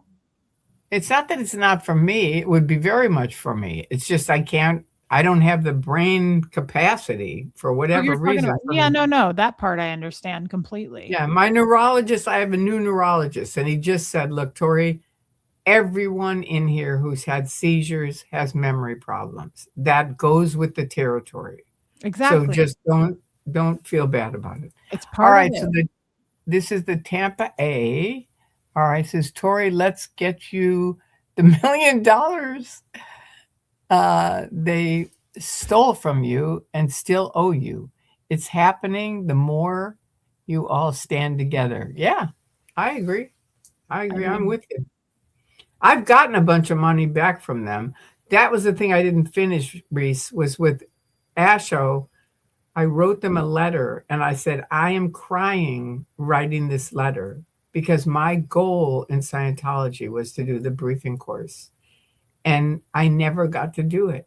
And I hate asking for my money back, but I'm not a Scientologist. I'm not going to do the briefing course.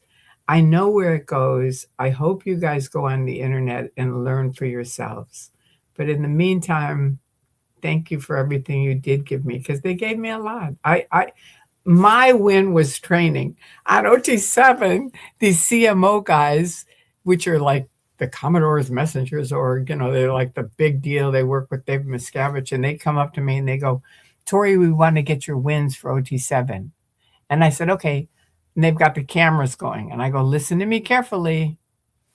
I do not have a win on OT7. That's a fact. And they all just turned green. I mean, I don't think anybody's ever said that to them. And I said, I have wins on training, but I don't on OT7. None.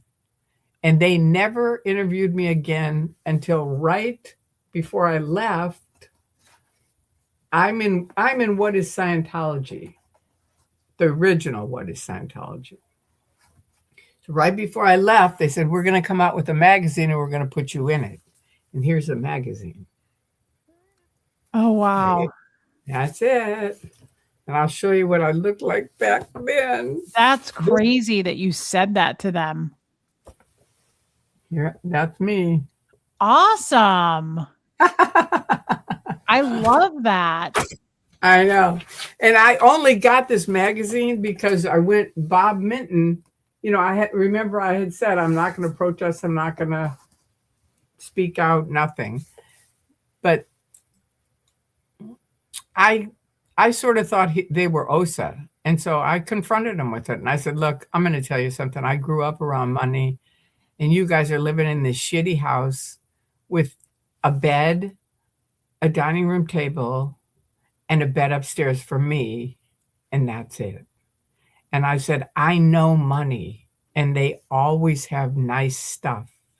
So something is wrong here. Either you're OSA and Sea Org, and this is how they live, or there's something you're not telling me. And he said, Tori, we're flying up to New Hampshire Friday. And we flew up to New Hampshire. He lived in a 3-story gorgeous house with a grounds that the Queen of England would have. And we just had a blast. I mean, we just had so much fun together. And that's when I realized, okay, they really are not OSA. Yeah. Yeah. That's amazing. I'm still I forgot why I started. What did I say that I was starting that? I'm just blown away that you told those guys that about OT7. Oh, I didn't have any wins on it. Yeah, I didn't. I didn't have one. Not one. Well, see, the OT7 guys lie about it all the time. And Barry Klein was a big FSM here in LA. And he would always say, oh, Reese, yeah, she had this big accident. And I went in the hospital and did an OT7 session and we fixed her. And they would say it all the time that they did this and they did that. And so Mhm. I really thought, okay, OT7, you can heal people, Oh, I which did is really too. which is really why I got in Scientology. I thought, great, I was going to be a doctor, and I thought, I don't have the patience to go through all this 4 years of college, 4 years of medical school, Yeah, internship. I'm going to quit. I'll become an auditor. I can heal people. There you go. that's what So I now I believe. so now I get on 7, and you have to do the training to do it, which is OT6. Then you have to do part A. You have to be invited onto part B, and you have Yeah. to be invited onto part C. And they're Mhm. all, it's all just a bunch of bullshit. And I get to see, because I keep going, well, where's this stuff about healing? And they go, wait till you get to part C. And I get to part C, and it's just one more stupid question about these BTs and clusters. And I I wonder just went, where's the Barry Klein rundown? That's what I said in the course room. I wonder how many people experienced what you did and went, I'm, "What is this?" yeah. And they sent me to cramming right away. And I go in and I go, look, where's the Barry Klein rundown? And she goes, what are you talking about? And I explain what I just told you. And she goes, Tori, here's, she hands me a piece of paper. She goes like this. This is OT7. That's it. There's nothing more. There's nothing less. If people make up stuff, that's on them. But that's what OT7 is. And that's it. I have a question So for you. Do you think for there me, really is beyond OT? Sorry to cut your comm. Sound that's like okay. Seinfeld. Do you think there were more OT? Did he write more OT levels? Do you think they exist and they just No, God, no. Hell really? no. No, But it goes up to OT 15 on the grade chart. It does. You don't think it exists? no. If Oh, it did, Miscavige would have been making money on it. oh, that's true. I Did always, you really think that it did? yeah. Yeah, No. because they said that like they couldn't release 9 and 10 because they needed what was it, 7,000 on solo knots, OT8, 7 and 8, and then 9 and 10 they couldn't release because the planet was in such a bad place that they needed to change the magnitude of the scale. Yep, I believed it, Tori. I'm embarrassed to say, but I did. It's okay. I mean, they all, they use whatever they have to use for every single person to make them think it's just you, Reese. It's not anybody else. Look around you. Everyone else is winning. Why aren't you? That's because you're a degraded being. If you weren't, you'd be just as happy as all these other people. Now, Yeah. I didn't learn that until I left. And there's a thing, OT's Speaking Freely. And it was with Greg Barnes, his wife, Deborah at the time, Peter Alexander, and me. And Bunker was there with his camera. And I said, Bunker, you've got to film this. Nobody has heard this stuff. And it was all about this didn't work for me. That didn't work for me. They ran this on me. I went, they never did that to me. It's really interesting to hear because it's 3 OT7s and 1 OT8. Wow. But I had Bunker film it, and it's on the internet, and it was the beginning of me speaking out. That's crazy. Wow. I know. Wow. Crazy. Yeah, this was magic, and I really feel honored that I got to talk to you. And I hope I get to do it again. Yeah, Okay. Kelly, it's much later here than it is for you, is it not? Is it 8 o'clock Uh, there? yeah, here it's 9. Oh, okay. So we're 2 hours apart. I'm at 11 o'clock. Now what Um, happened? You're at 11 o'clock. Did we didn't get all the questions, did we? well, I don't think they were all. There's only 16 more. Let's run through them really quick. Okay. We won't talk. All right. So thank you, Tori, for having Reese on. I love your advice to her. Reese, you found your person. This is just the best. Thank you, Thanks, Riley. Riley. All right. The next one is thank you for being. Kind to our Reese. That's West Coast Thank fancy you. Nancy. I love Thank her. you. If you can read them better than me, then you read them. Okay. This is the lifeboat. He left, but I'm so glad you two have met. This is so maternal. I know this is cathartic for Reese. My heart is swelling. That's very kind and sweet. Thank Aw, you. that's so sweet. That's Lisa All right. Kelton. She lives in Utah as well. This is all the things that Reese needed to hear. It's so true, Lisa. It's so true. This is all the what? Things that Reese needed to hear. Oh, good. Yeah, I like Good. that. All right. And this is That's Helena. She's in Australia. Gives us all the warm fuzzies to see you together. wow. And thank you for the $2.99. Yeah. Thanks, Oh, and Helena. here's That's $4.99. That's Rue. She lives in Mexico. Oh wow, I have never seen you two together before. What a nice surprise. Love you, Rue. The Thanks, first man. time. This is the first time we've been together, Yes. and not the last. This person I don't know. Aloha JB808. You have to get to know him. He's the greatest guy on earth. I mean, he's Oh, really a wonderful guy. And he does my thumbnails because I don't know how to do them. And he's been helping us. And he's just a really cool guy. wow. I love Please do that. more lives together. You all have natural chemistry. We Thank do. you. Thank We you. do. That's so Thank nice. you. Thank you, JB808. You are the man. Okay. And this is That's from Tara Michelle. Tara Michelle. I'm new to Tori, and I was never a Scientologist, but her voice and words of wisdom have me captivated. Me Wow, too. cool. Well, subscribe, please. Oh, And to she both, will. okay. All Everybody right. loves you that came over here. They're all subscribing to you. How could you not? That's ridiculous. That's Helena again. Look at you learning to acknowledge your strengths. Awesome sauce, personal growth. So proud, boss. Love you. Thank you, Good Helena. job. Thank you, Yeah, it babe. is. I'm really proud of you. Thank Okay, you. Reese has not allowed herself to realize all that she's accomplished. It's true.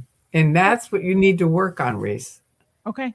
I'm going to. I think it will organically fall into place too. I hope. But yeah. It won't organically fall into place. You got to work on it.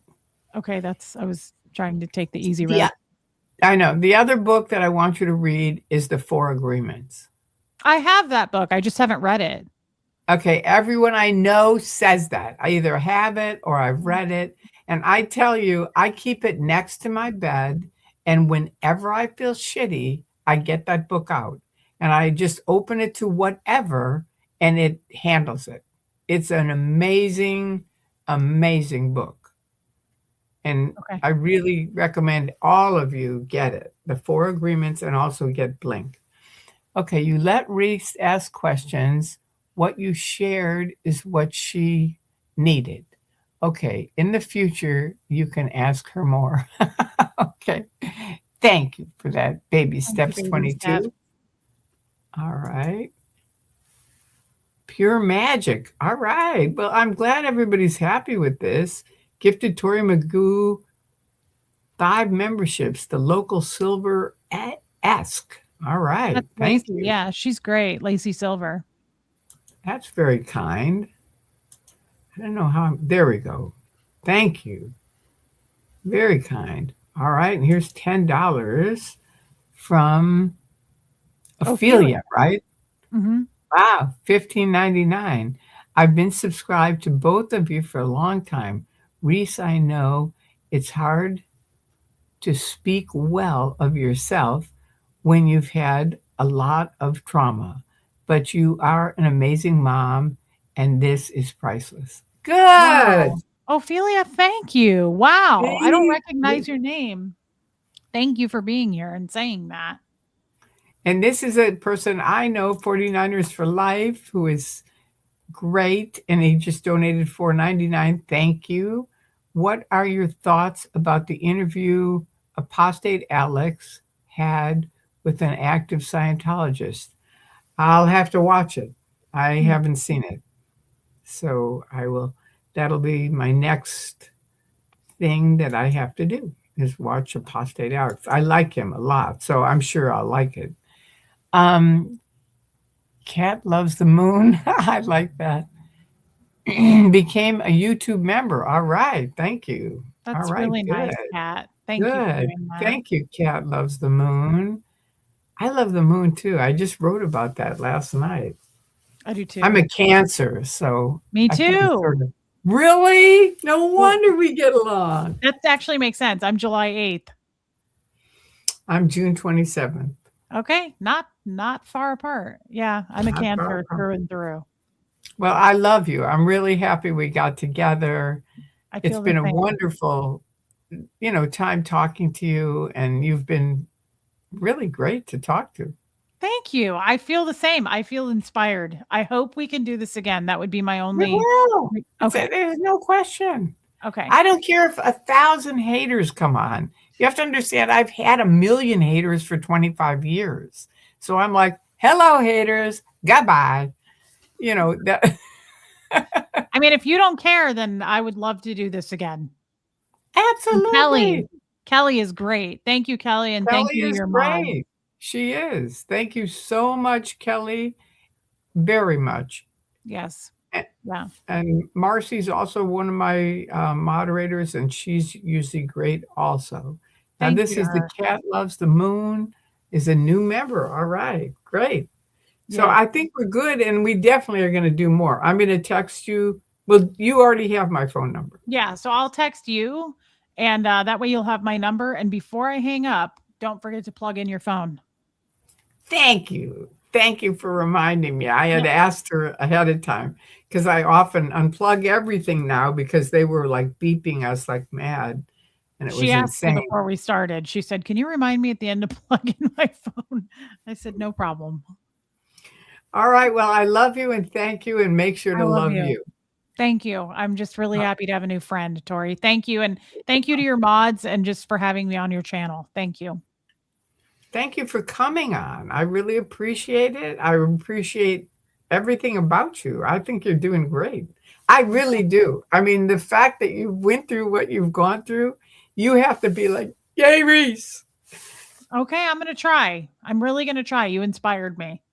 Yeah. I'm going to talk about this for a while. And You if you gave me a feel lot. crummy, call me Okay. because I'll give you another little boost.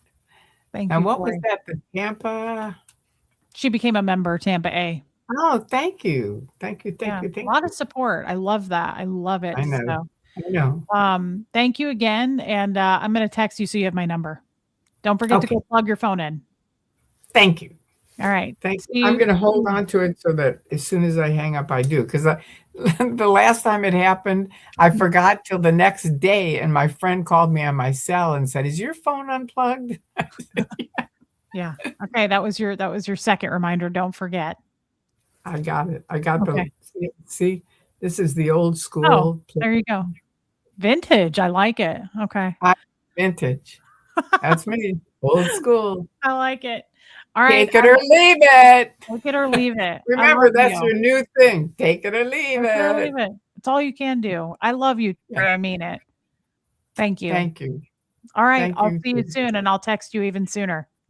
All right, good. Thank you all All for right. coming. Thank you for being here. Thank you, Kelly.